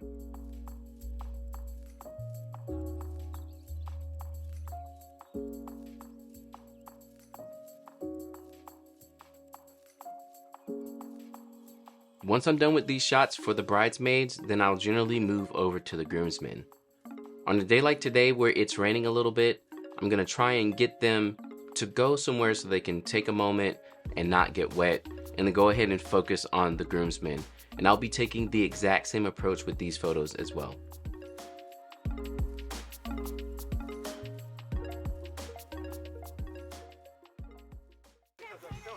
I'm okay right now. Yes, thank you. Is that all the bridesmaids? That's all the bridesmaids.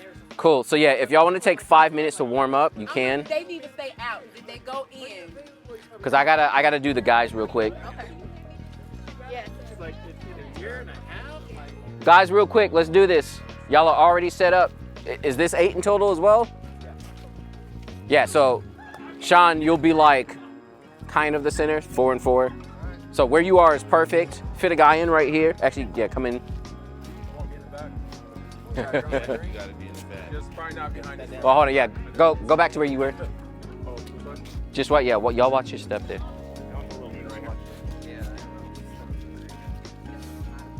I'm not gonna, because we're like one line, so you're not gonna totally be in the back. Yep. Come over a bit. Turn in this way. No, you're probably gonna be on the end. Come in, cause yeah, he's taller. Come down off the step though, and you stay where you are. Me? No, you're fine. You want me? Yeah, on the end. Come over to this side. Which spot? You want him beside you?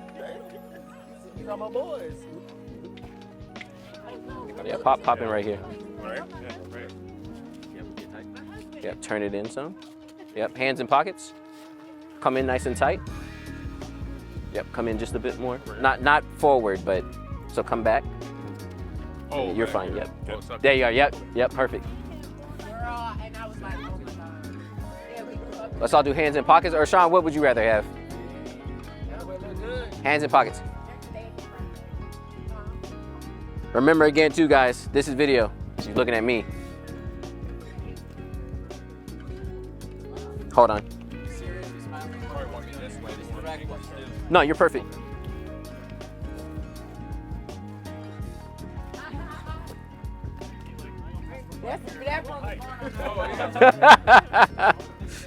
Excuse me, sorry. Man, I'm good. There it is, eyes right here. Look, don't you call me my family? You know my family name. They didn't know my, they don't Sorry, know this my family name. umbrella's like. Girl, you're pretty proud of Richie. Yes. That is too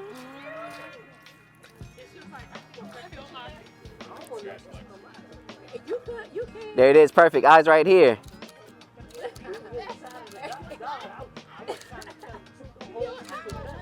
Hey, y'all do something silly for me, something stupid. Make Sean laugh. Y'all gotta get into it though. You can pull your hands out of your pockets now. Do whatever you want to do. Not a pose, make him laugh. Y'all gotta move, I need you to move. Hands out the pockets, no more posing.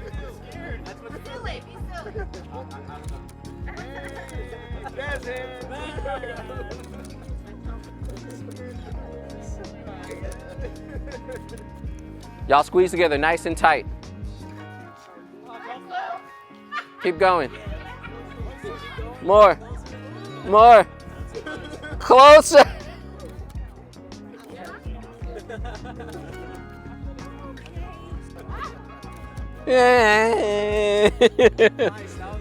All right, let's do solos with Sean. That's each one of y'all separately. We're gonna do it right here. So Sean, stay where you are. Everyone else pop out, whoever wants to go first. Y'all take one tiny step back. Right there, perfect. Yes, oh, he knows. Oh wow, what happened? Yeah. Here's a couple more.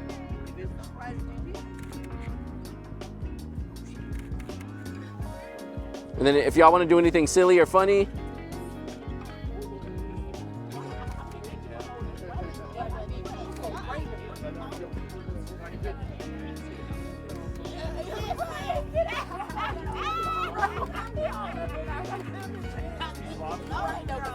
awesome, perfect. Next up. I'd say one of the hardest parts of a wedding day is getting some genuine reactions out of your groups when you're doing these staged photos. You want to have fun shots with the bridesmaids and the groomsmen, but honestly, because it's such a standard shot, you're really not going to get too much out of them. So there's different techniques you can use, different prompts you can use as well. But generally, it's going to be a little bit forced. Because of this, I would say do not spend too much time on these photos. Get what you need, move on to the solo photos, and then focus on the rest of the wedding day. Again, when people are actually doing stuff and having a fun time, you're gonna get great candid photos. but these posed ones are always going to be posed. They're always going to feel a little posed. So get them, capture those memories, and move on.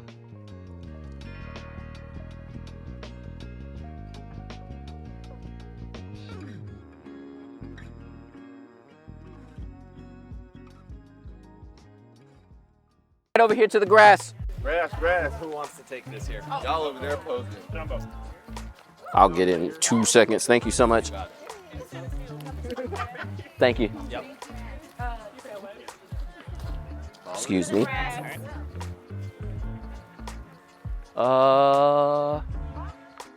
Time for the final group shot, the full wedding party. I'll generally do this after I've finished everything else, and this is 1 or 2 quick photos. It's kind of, how mushy is this for y'all ladies? It's too mushy, right? Look at it. Are y'all, yeah, y'all got, okay. Let's,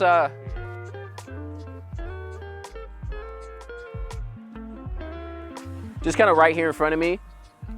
So Kyra and Sean are gonna be right here in the middle. Y'all watch your step because it's starting to become a hill. Y'all be on my left. Y'all line up the same way you were at the wedding. So ladies, you'll be over on my right here. This is the center. Line up the same way you were in the wedding. We'll do this real quick and then I gotta get them back inside.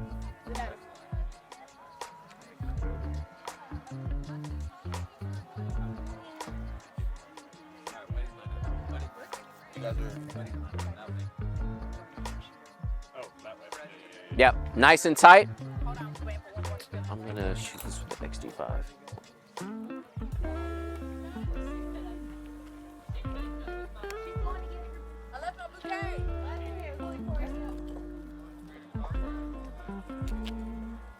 Now keep it straight.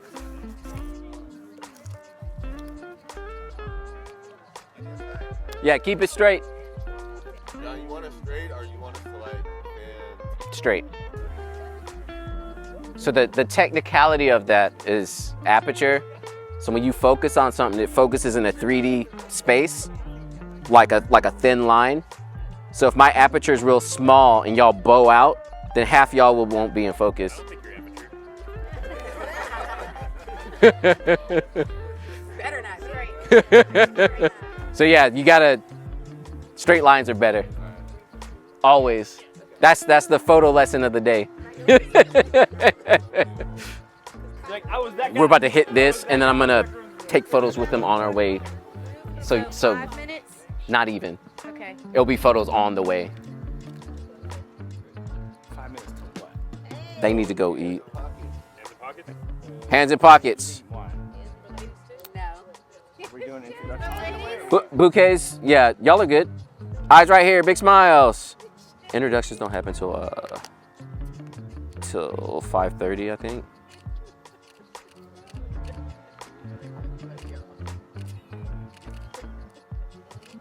Everyone give me a cheer. Woo! Silly pose, 3, 2, 1. Change it, 3, 2, 1. One more, 3, 2, 1. Perfect, bridal party, y'all are done.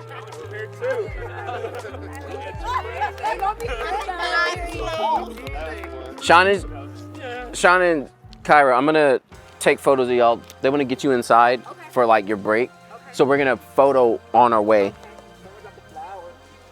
So come over here in the center. I'm gonna start out with a walking shot.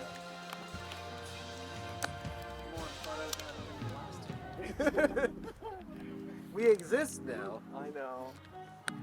Cameron's like, I didn't. Y'all can start right here. Just hold hands together.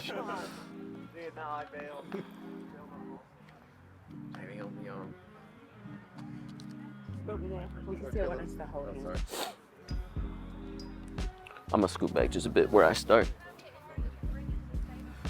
Y'all just, or actually, Like, what music video we gonna be in? Huh? Music video.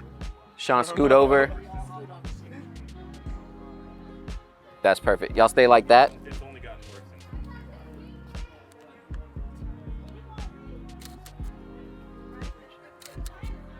Yes. Y'all look at each other. Keep your hands how they are. Big effort.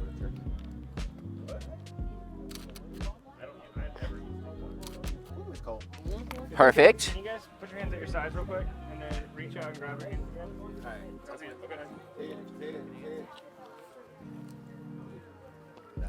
Perfect. Y'all can walk now and again, just natural, nothing crazy.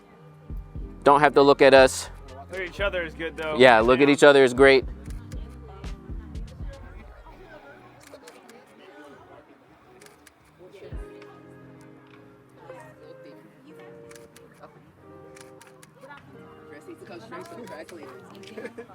Straight back to the person. Instead of taking it to the dry cleaner. No, she was saying before. Y'all keep coming this way. They wanted people to see. Oh no. Sorry.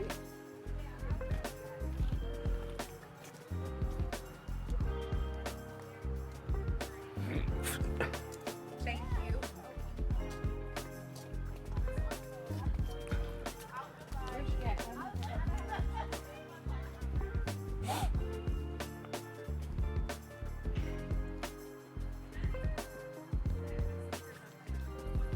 Are they still in the room? Yeah, actually, there's. Y'all come over here, stand behind this, like under this tree. You're fine. Right there's perfect. One step towards me. Okay. Right there. And y'all just kind of cuddle up, warm her up a bit. Cold too. Yeah, but this is much better temperature right now. Oh, hello. We did it. Yep. I'm ready for the honeymoon. Don't rub, you're gonna snag. Oh, that's snagging. Where y'all going for your moon? Jamaica. Woo! Oh, my hands are all messed up, probably. Y'all both step over some. Right there. Sean, face me straight on. Put that other hand in your pocket. You'll be holding him from the side, kind of how you were already. Nice and tight. But get your body more like on his. So you'll be, yep.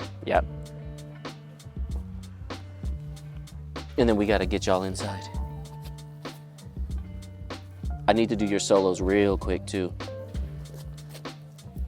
Could you straighten this side out for me? Thank you so much. Kyra, eyes, chin down, eyes over, like, yep. And then Sean, you'll be looking over this way. Perfect. Y'all hold that. 1 second. There we go. Now smile. No. Look at each other.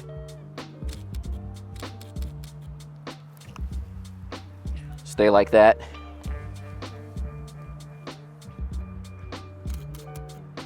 Man, y'all got me over here wanting to pick my sax back up. I haven't played in forever. I'm trash now. practice. Okay. Step out, Sean. Now you're gonna have to. Kyra, walk up a bit. Stop there. Grab her dress. Yeah, I'm gonna have her turn. No, actually, stay how you are. Remember what we did in the room earlier when you had your. Yeah. Except don't like. Turn less of your body and more of your upper body and more of your neck. Like you're trying to look at Sean. There it is. Come over just a bit more with your neck.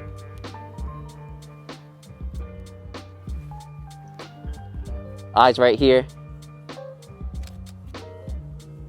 Yes. Beautiful. Face us straight on.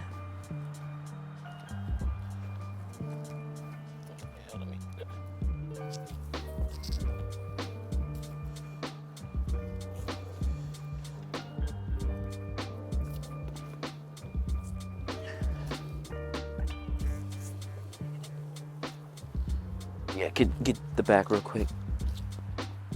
Bouquet classic. Perfect.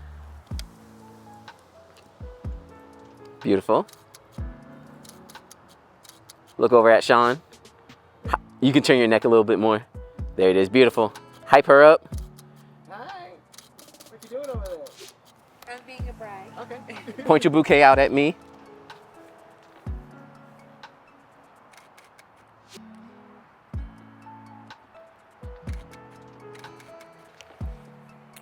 Bring it closer to you. Yep.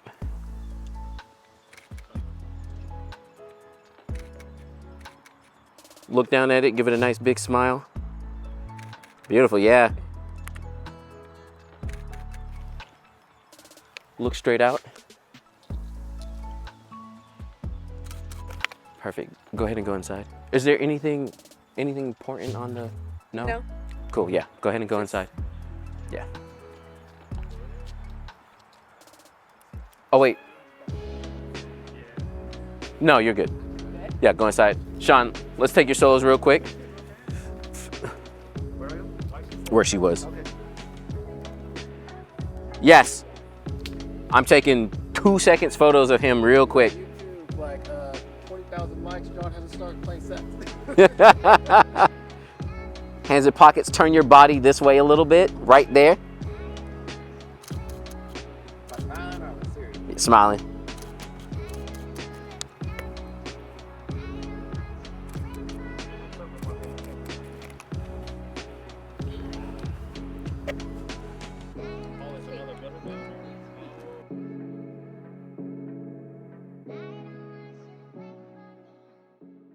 Now, my second photographer for this wedding was absolutely amazing. And I didn't have to stress myself in finding her, even though I was shooting a wedding in a different area. This wedding was in Atlanta, Georgia. I'm from Raleigh, North Carolina, but I was able to quickly and easily find this second photographer using this video's sponsor, Shoot With Me. Shoot With Me is basically the Airbnb of finding second photographers. And can I tell you, it is extremely easy to use. So there's 2 ways you can use it. If you want to be a second photographer, you can sign up and create your profile. This way anyone can find you and you can set how much you'd like to get paid and what kind of jobs you can do. You can be a second photographer, maybe just an assistant so you can learn more about weddings, or you can be a lead shooter or an associate shooter. This way you would do the whole wedding for someone else, but you wouldn't have to handle all of the editing. Or if you're like me and you're trying to find a second photographer, this, in my opinion, is where Shoot With Me really shines. Now, if you've gone through Facebook groups before to try and find seconds, it is the worst process. You put up a message and then you get all these comments on it and you get all these DMs and then you have to go through all that and figure out who you want and you don't even know who these people are and some people didn't leave information. It's the worst. However, with Shoot With Me, it is such an easy process. You get on there, you create your job, you go through and you browse through different second photographers who've already made their profiles. On the profile, you're able to see all their photos, a star rating for other photographers who have used them before, and all the gear that they have. If you like that, you can favorite them and choose them, and then you can create a list of photographers you would like to use for the wedding that you're about to shoot. After that, you send them the job application, and then they can decide. But the best part is you don't have to go through and manage that. You can set how long they have to decide, and then from that time, it'll move on to the next person. So you make your list in order by the first person you'd really like and maybe the last person that you're okay with. And then you say 3 days, they have to decide if they're cool with this. They can either decline it or within the 3 days, once it's done, it'll go to the next person automatically. This way now you don't have to waste your time trying to find your second photographer. And also with the reviews on there, you know you're gonna have a good second photographer, not someone who's just gonna not show up, which I've, oh my goodness, have had happen so many times. I actually used this exact same process to find my second photographer for this wedding. So it's really awesome to use. And the best part, all of this is free to get started. So make yourself a profile with the link in the description below and start getting second photographer jobs and finding your second photographers so much easier. Drop the bag there. Can you set this one up for me? And I'm sorry too, not to sound all demanding. Today is just, it's been so like everything was so last minute that, yeah, start with the very bottom, which will open up the feet.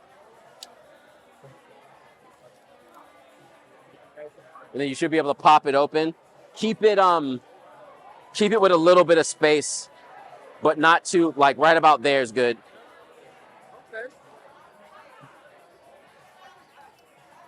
And then don't do the rest of them, just kind of get it started.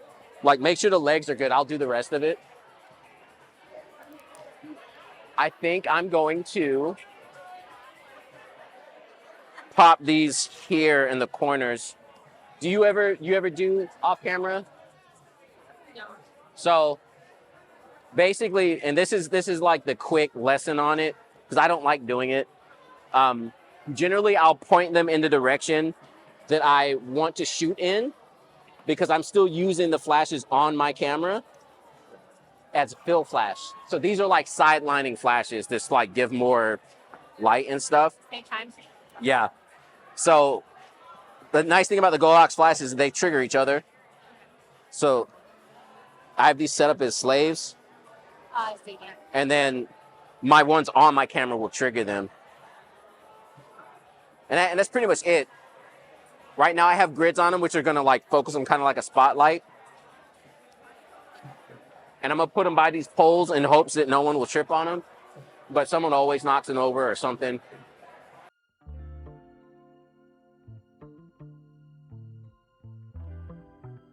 Now that I have my off-camera flashes set up, it is time for the reception. Since we were running a bit behind, I didn't get a chance to get any detail shots of the table or the room without any guests in it, so I'm gonna have to just make do with my photos and get whatever I can. This is something that can happen often on wedding days, so do not be too stressed about it.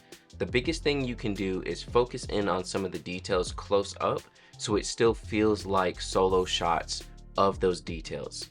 Then take wider photos and include the guest in them, and honestly I kind of like that better sometimes than just an empty room. Getting an empty room shot is good, you should get that as well, but having both options is really awesome.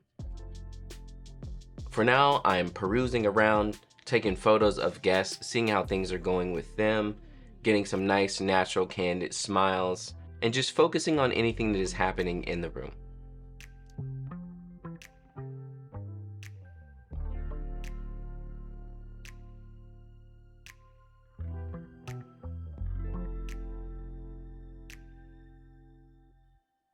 For my detail shots, I generally like to shoot them without any flash. I'll just raise my ISO and drop my shutter down. Now this works out not only because my cameras have IBIS on them, but again with still life, you can drop your shutter all the way down to 1/60 and still have a great shot if you have steady hands, especially with IBIS. I like the look of the natural room when I'm taking my photos, and because there's so many lights around this time, there is some nice contrast on some of the details.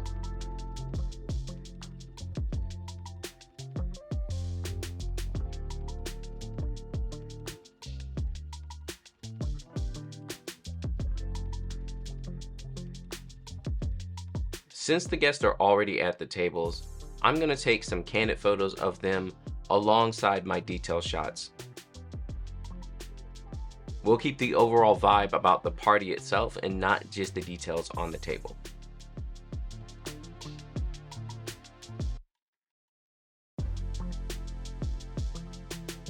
However, whenever I do need to shoot some of the details, I'm going to shoot it up close with something like a 50mm and make sure that there's not too many guests in the photos. For this, I'm focusing on the table settings, the flowers, and also the table numbers.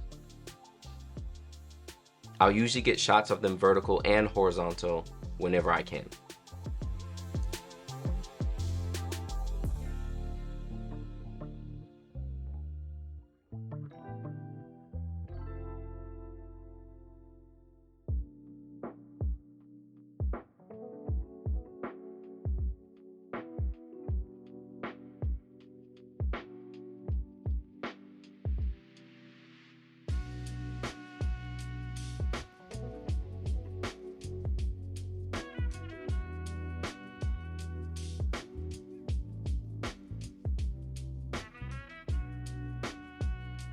Another detail you should keep your eyes out for as well is the cake.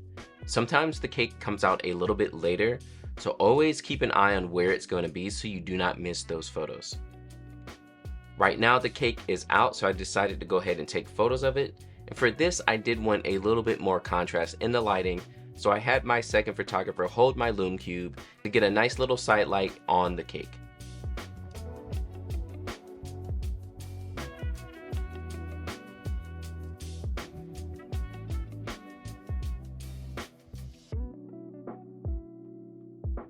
For your cake photos, take a nice horizontal and vertical shot. Then after that, push in for some nice tight details. Focus on cake toppers if they have any, flowers, and any of the details of the cake. Also, generally the knife and the little scoop that they use, you want to get a photo of that as well.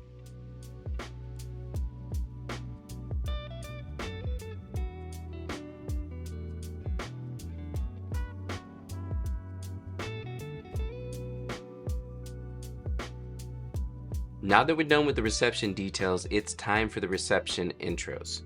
This is where our wedding party is going to make their way in, and also the couple, usually leading right into the first dance. For this, I'm switching back to zone and continuous autofocus, and I'm generally shooting wider. You're going to have large groups of people coming in, doing dances. Sometimes they do special group dances, and you're going to want to make sure that you catch that, so do not shoot with too long of a lens. Something like a 35 or wider is good here. You can see I was just making sure my flash looked good, double checking everything before it starts, because once the intros start, there is no stopping it, and you have to keep up with it and make sure you're getting all the photos. Usually you won't know if the wedding party decided to do some kind of special group dance or anything, so just stay on your feet and be ready for whatever is going to happen.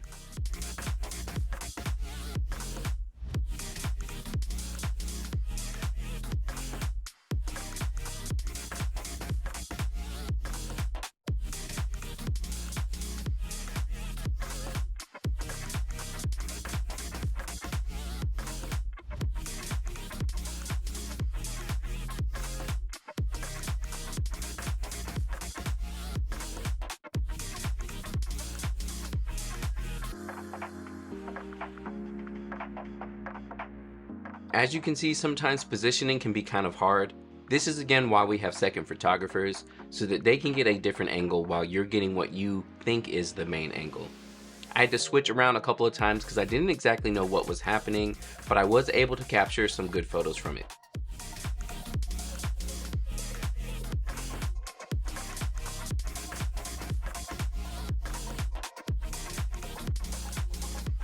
Now the groomsmen are making their intros, and they're doing more of a traditional intro where each one of them come in separately, maybe make a little dance or do a silly face or something of that sort. This is a little bit easier to capture. You kind of know what's going to happen. As you see, I'm following each guys that come up to make sure I get some good shots of them and their reactions.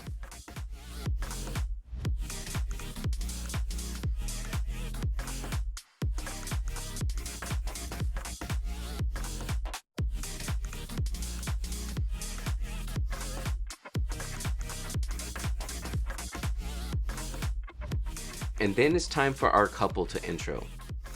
Depending on your couple, this can either be very short or it can be longer. Basically, make sure to lock in with them, match their energy, and get those photos in.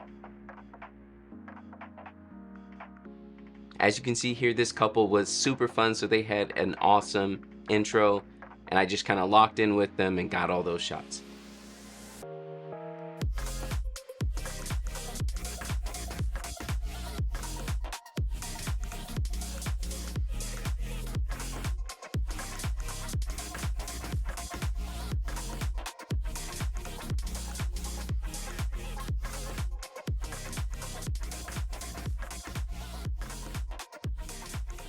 Now that our intros are done, we're gonna roll right into the first dance.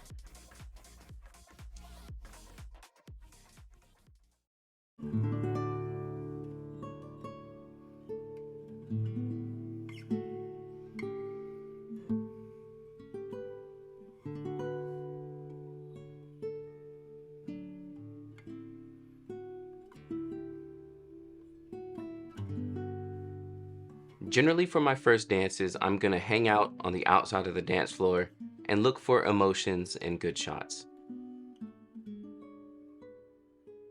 As a huge tip, try not to shoot too tight. I know a lot of photographers will think, oh, I want to use my 85, it's going to look epic. But if your couple does any spins or a lot of movement at all, you're going to miss that. So I like to generally shoot with a wider lens. Now the advantage here to the GFX system is that I can shoot wider, and then if I need to, I can crop in on those photos as well. Because with 102 megapixels, I have so many options. So shooting wide here is even better than when I would normally do it with my X-T5s.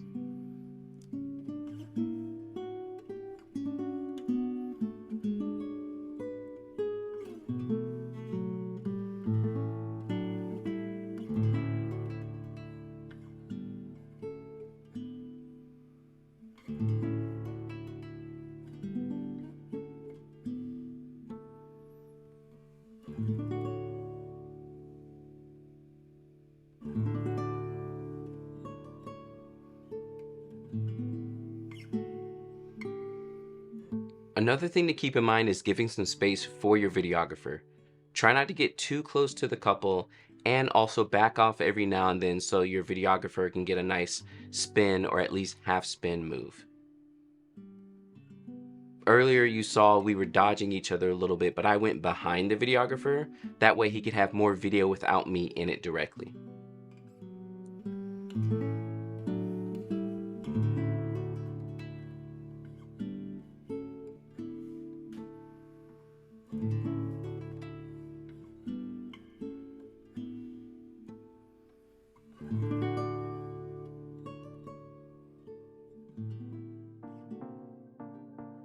Next up we have our father-daughter dance. Make sure in a lot of these dances, get the intros when they're meeting up to each other. I love to take photos and get people's expressions as they come onto the dance floor. Now, I believe this was the bride's uncle. So that happens a lot of times too, where you won't actually have fathers, but either way, you're gonna approach these photos the same way. I'm using a wider lens, sticking back and looking for nice compositions as well as emotions.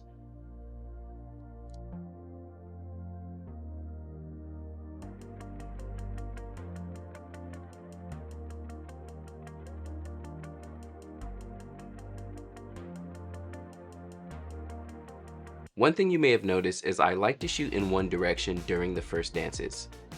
This is mainly due to the way venues can look, and certain directions being better for the photos and others not.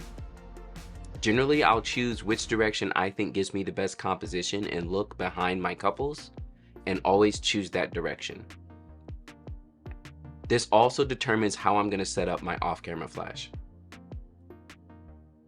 And if you want to learn more about how I was setting up my off-camera flash, don't forget to check out my flash course that I have that will easily teach you how to set up your flash and get great results like in this wedding.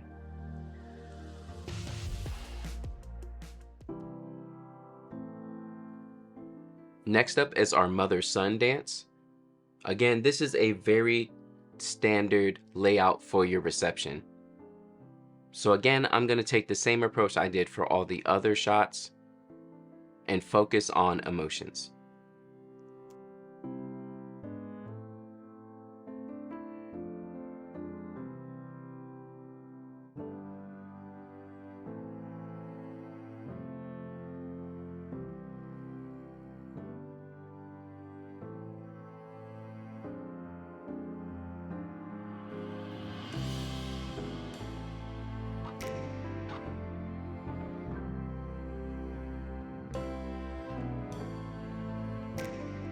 I get asked a lot, when and how do I know to make a photo black and white? And honestly, it's depending on the feeling of the photo and the emotions in the photo. I also like to spread out my black and whites enough in the gallery so they have a good amount of them. Some couples like black and whites more than others, but I definitely include them in all packages.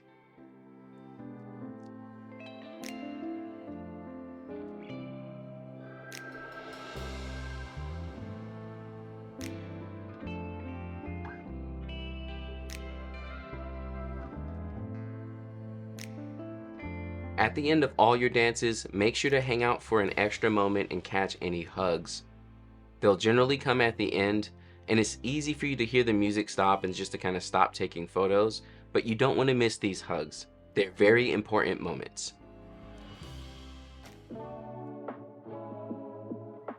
A bit after our first dances, generally around when food comes out, we have our speeches. Most all weddings are going to have speeches, and the approach to them are going to be exactly the same every time.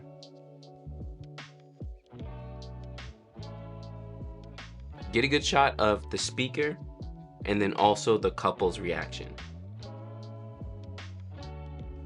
I tend to take less photos of the speaker and more of the couple themselves.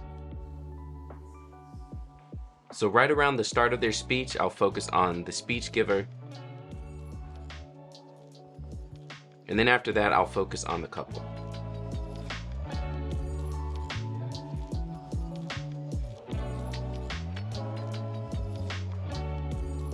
And remember, after every speech is done, to focus on that hug. They may not always come, but you need to be ready for it because they do kind of come out of nowhere. You're gonna get some of the best reactions if you wait for the hug, so remember to do this after every single speech.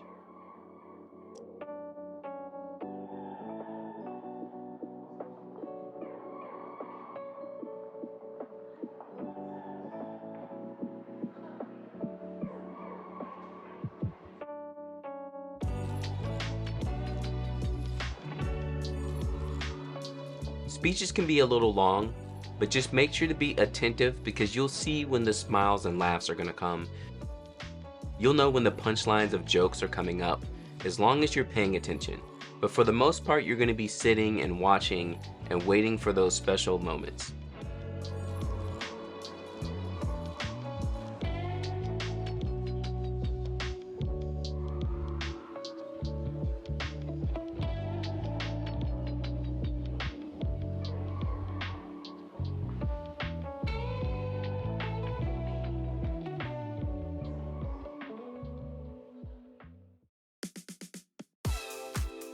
Now it's time for the reception, and we're starting out with the bouquet toss. For the bouquet toss, I have my second photographer focus on all the ladies in the back while I focus on the bride. And can I just say, the GFX looks absolutely amazing for weddings. Just look at these photos. Take a couple of shots while she's throwing, and then after that, focus on the crowd. But again, make sure to have your second photographer focusing on that as well, so you don't miss any shots.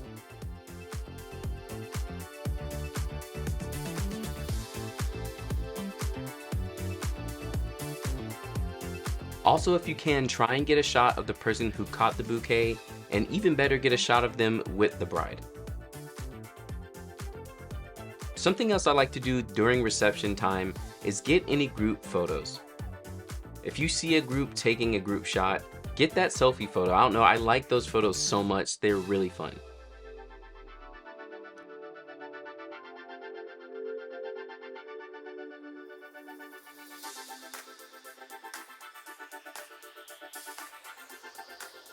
Now that we're done with the bouquet toss, it's time for the garter toss.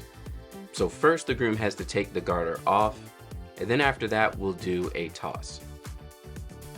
These actually don't happen at weddings too often unless they're more traditional, but I usually like to get low on the bride's level while she's sitting and then just take those photos.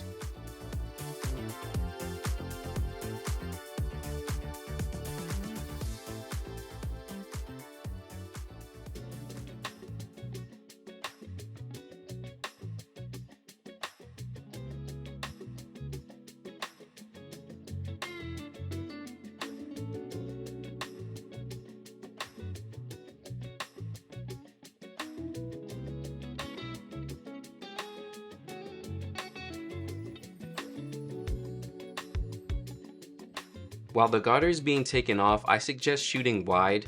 This will give you a better overall shot of the whole room and also the bride and groom. As well, if anything crazy happens, you're not going to miss it because you're too tight.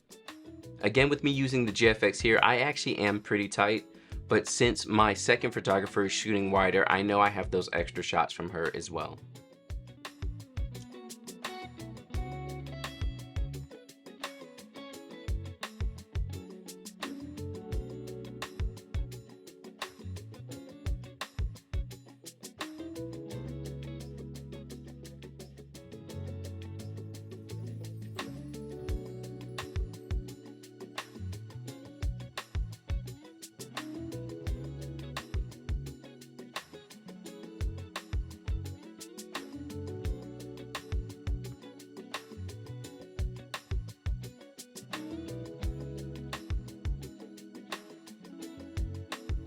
Next up, we're gonna have our guys coming out to the dance floor, which generally they're pretty reluctant.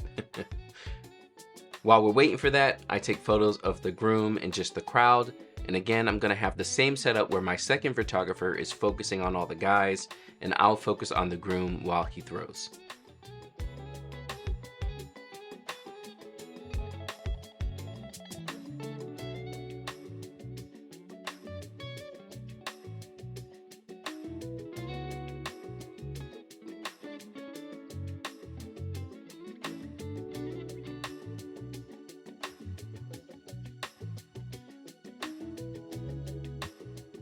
Another suggestion as well is shoot high shutter.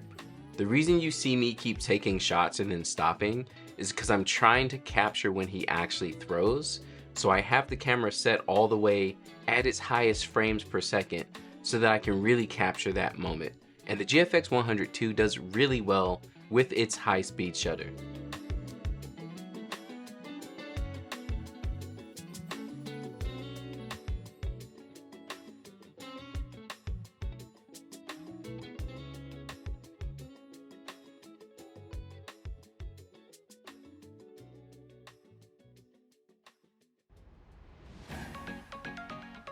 So the DJ opens up the dance floor, but it's not time for me to just hang out on the dance floor yet because we gotta do cake cutting. As you see here, I'm letting all my team know that it's time for cake cutting. We're gonna make our way over there, get set up and ready for cake cutting.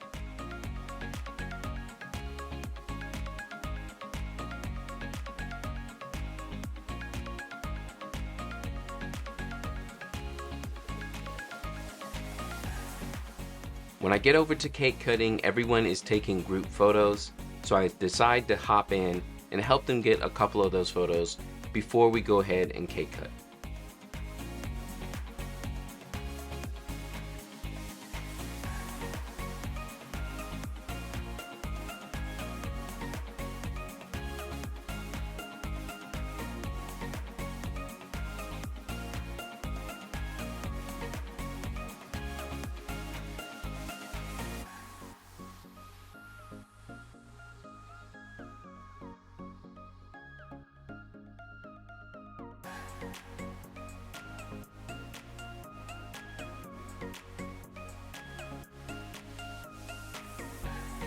Before your couple starts their cake cut, let them know to pose together and look at the camera for one nice smiling photo. This is kind of the quintessential photo from wedding days and you always want to get it. In my opinion, this is just as important as their first kiss. Then let them know after they go ahead and give you that one nice smiling photo that they can just go ahead and cut the cake, feed each other, and not have to worry about you at all. Now that we've gotten them in position and ready to cut together and everything looks good, we're gonna start with the cake cut.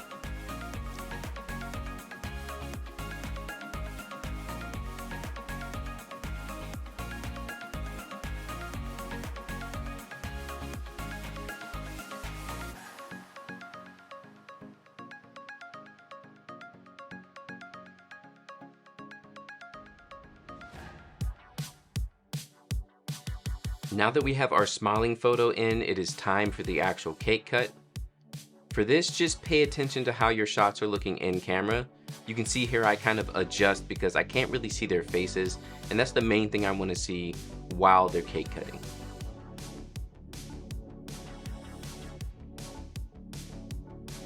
For cake cuts, you're going to be taking a lot of photos, just waiting for emotions and them having fun together. So again, pay attention to their face and the expressions on their face while they're cutting, and then also while they go ahead and feed it to each other.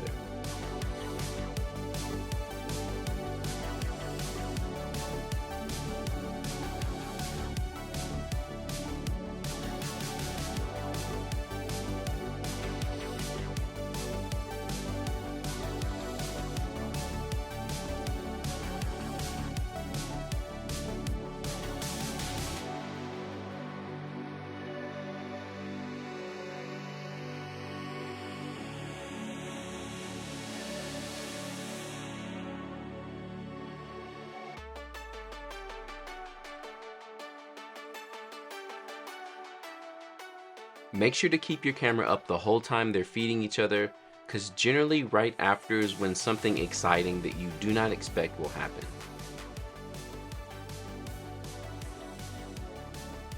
Stereotypically, your couples are going to kiss, but you never know what could happen after they feed each other, so be ready for it. Don't think that the cake cut is done and then just put your camera down.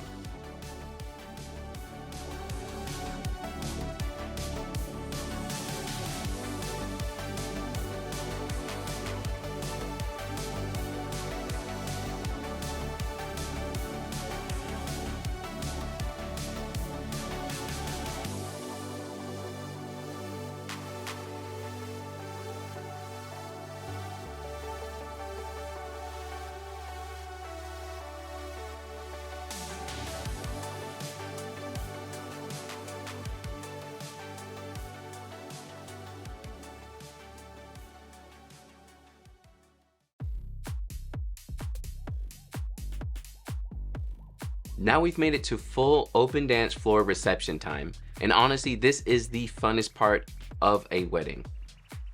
For reception photos, I generally shoot all my shots very wide and get into the dance floor to give it a more reception, like you're a guest type of feel. So because of that, I switched back to my X-T5. On the X-T5, I'm using the 16mm, which is like a 24 full frame equivalent.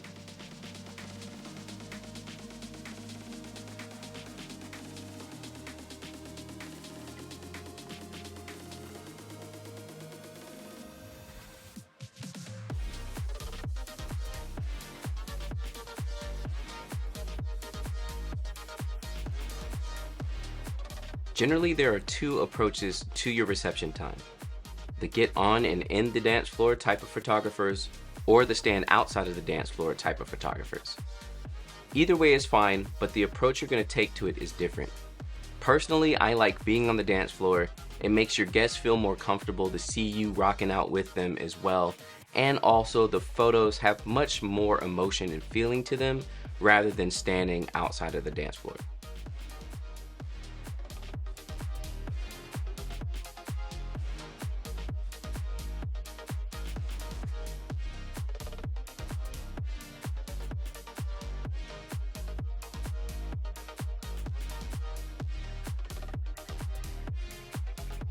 You can take whichever approach is more comfortable to you, but personally, again, I like getting out on the dance floor.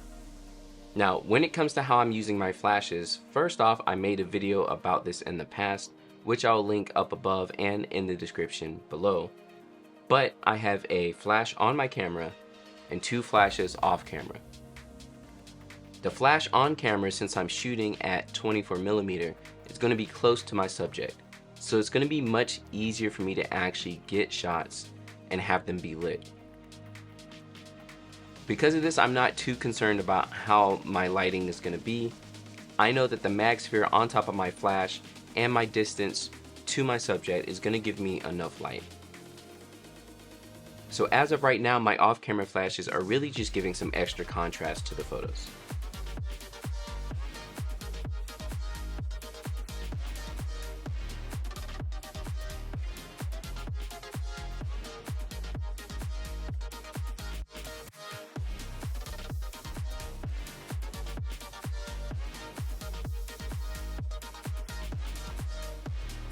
One thing I love capturing as well is people when they're taking selfies or if they group up together.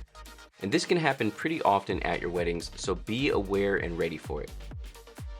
At this particular wedding, The bride had a lot of different groups of friends that she wanted to take photos of, so we would stop during the reception and take those photos at any time.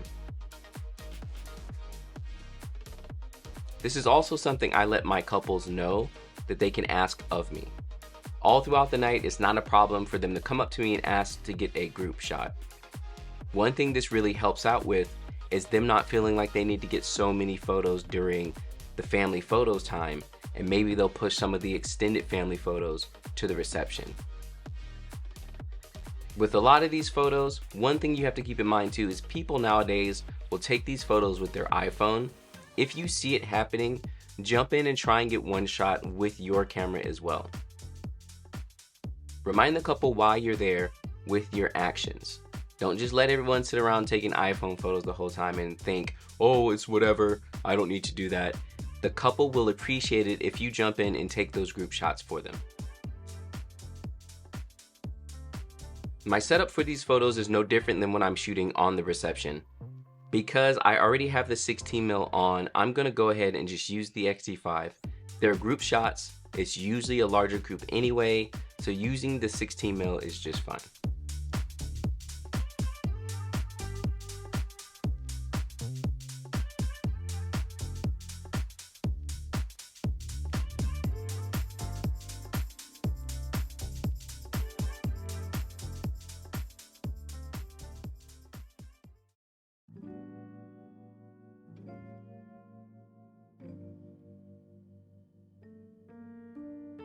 So the reception has ended and everyone's gone outside to start setting up for a sparkler exit, and during this time our couple has a private dance.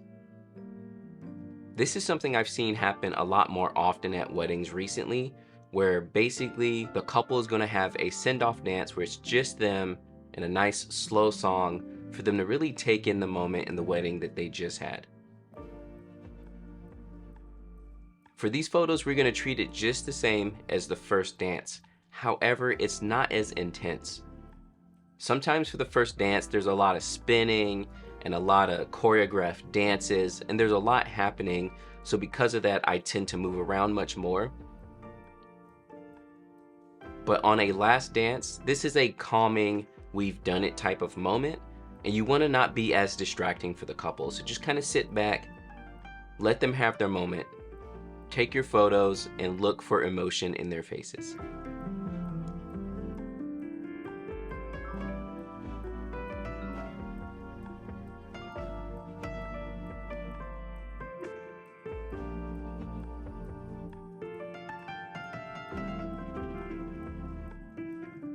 Another nice part about couple solo dance is it's really kind of a breather for you at the end of the day. We've had such a long wedding day, and now everyone gets to take a nice little break and take in the moment, take a breather before we end off the whole wedding.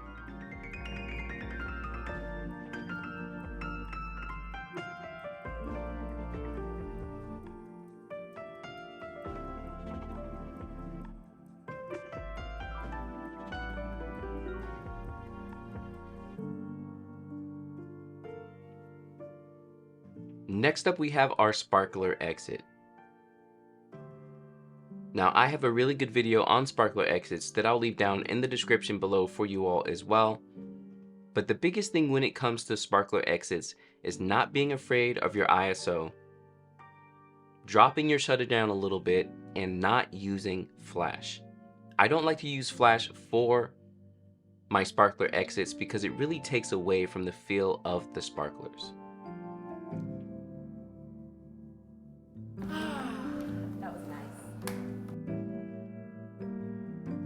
This time around, I want you all to see how hectic sparkler exits can be, so I'm gonna leave you with the raw audio of the sparkler exit. I hope you enjoy.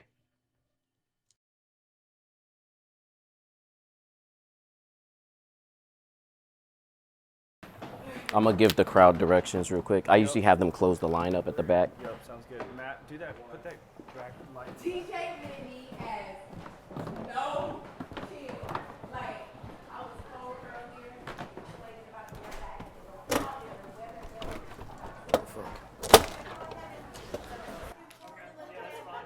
All right, folks, real quick. Everyone here at the beginning of the line, I need y'all to do something for me. After they come in and get to like here-ish, close this hole up. Lift your sparklers behind them. Y'all bring this line in some. Too far. Right there, that's good. Same thing here. Come in just a little bit. Right there is perfect. I'm waiting on your go-ahead. Give me 2 more seconds.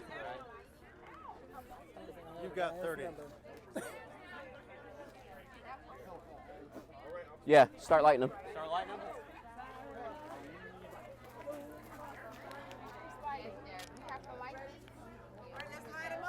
Light them.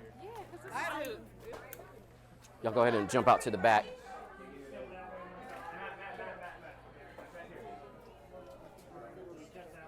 You're holding that back there. This is the kicker light, remember? All right, guys, pass it down when I light it.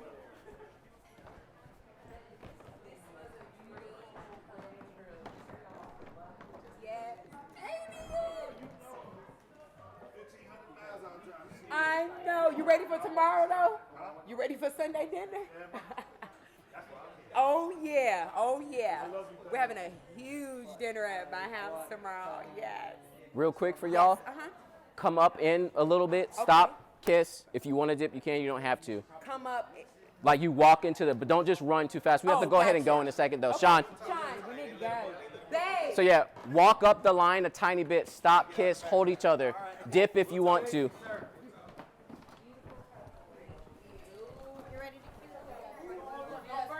Watch out, yeah, hold them up. Come on.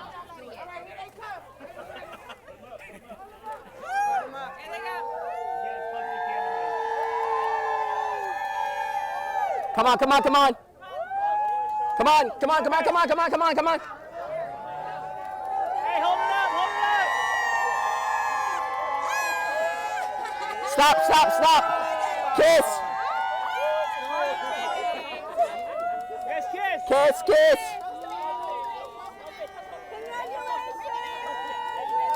Keep going, more kissing. Kiss some more. Get some more. Keep doing it.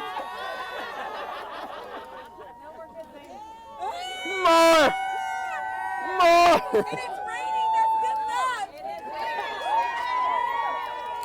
Don't catch the stove on fire.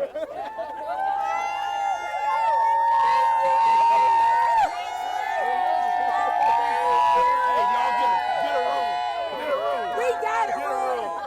It's so far away though. I'm gonna swing around. Hold him up, hold him up, hold him up. Keep going, y'all.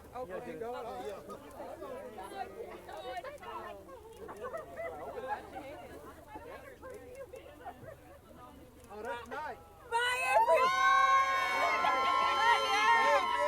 It was nice knowing you. Love you. Congratulations. Congrats, bro. Thank you.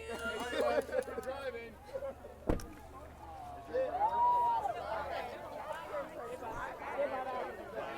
Was I good? Did I block you too much? No, you're good. I was trying to figure out what the guests were doing back there. Just like crowding around them. That's what I told them to do. Oh, did you? I usually like it because it gives extra bokeh in the back. Oh, okay. Like, actually, like, I wasn't like mad about it, but I was like, what are they doing? Yeah, I usually tell them to do that. How'd that work out for you? It was a little, normally I have a little bit more time. It was a little chaotic, but a lot of times that's how they end up. Yeah, I was like, oh! You're good, thank you. Everybody good? Whoa, it looks great. Generally, what I'm looking for is that stopping moment. Yeah. That's the main thing you're trying to get is that Man, that looks so good. whenever they stop, all of this is fine. Yeah. And a lot of it might be, and that's okay, but what you really, you got to get the one money shot, right? Yeah. I gave it to him. What, I know this is the format, but what lens equivalent for? This would be the equivalent to like a 50. Okay. Sometimes I do it in 85, but I found that it like, you're so far back, and it usually doesn't help with videographers, and it's not helpful. And then sometimes they come up too quick.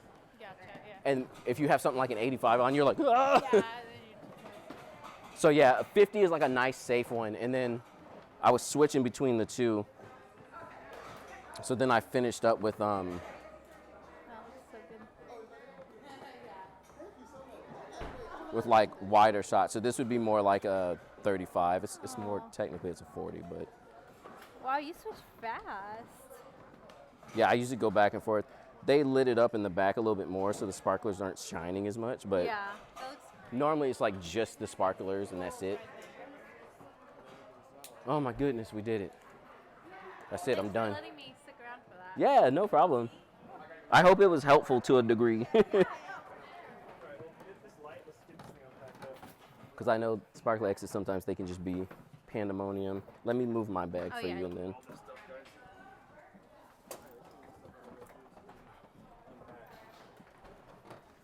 John, good working with you for a real one. Yeah, right?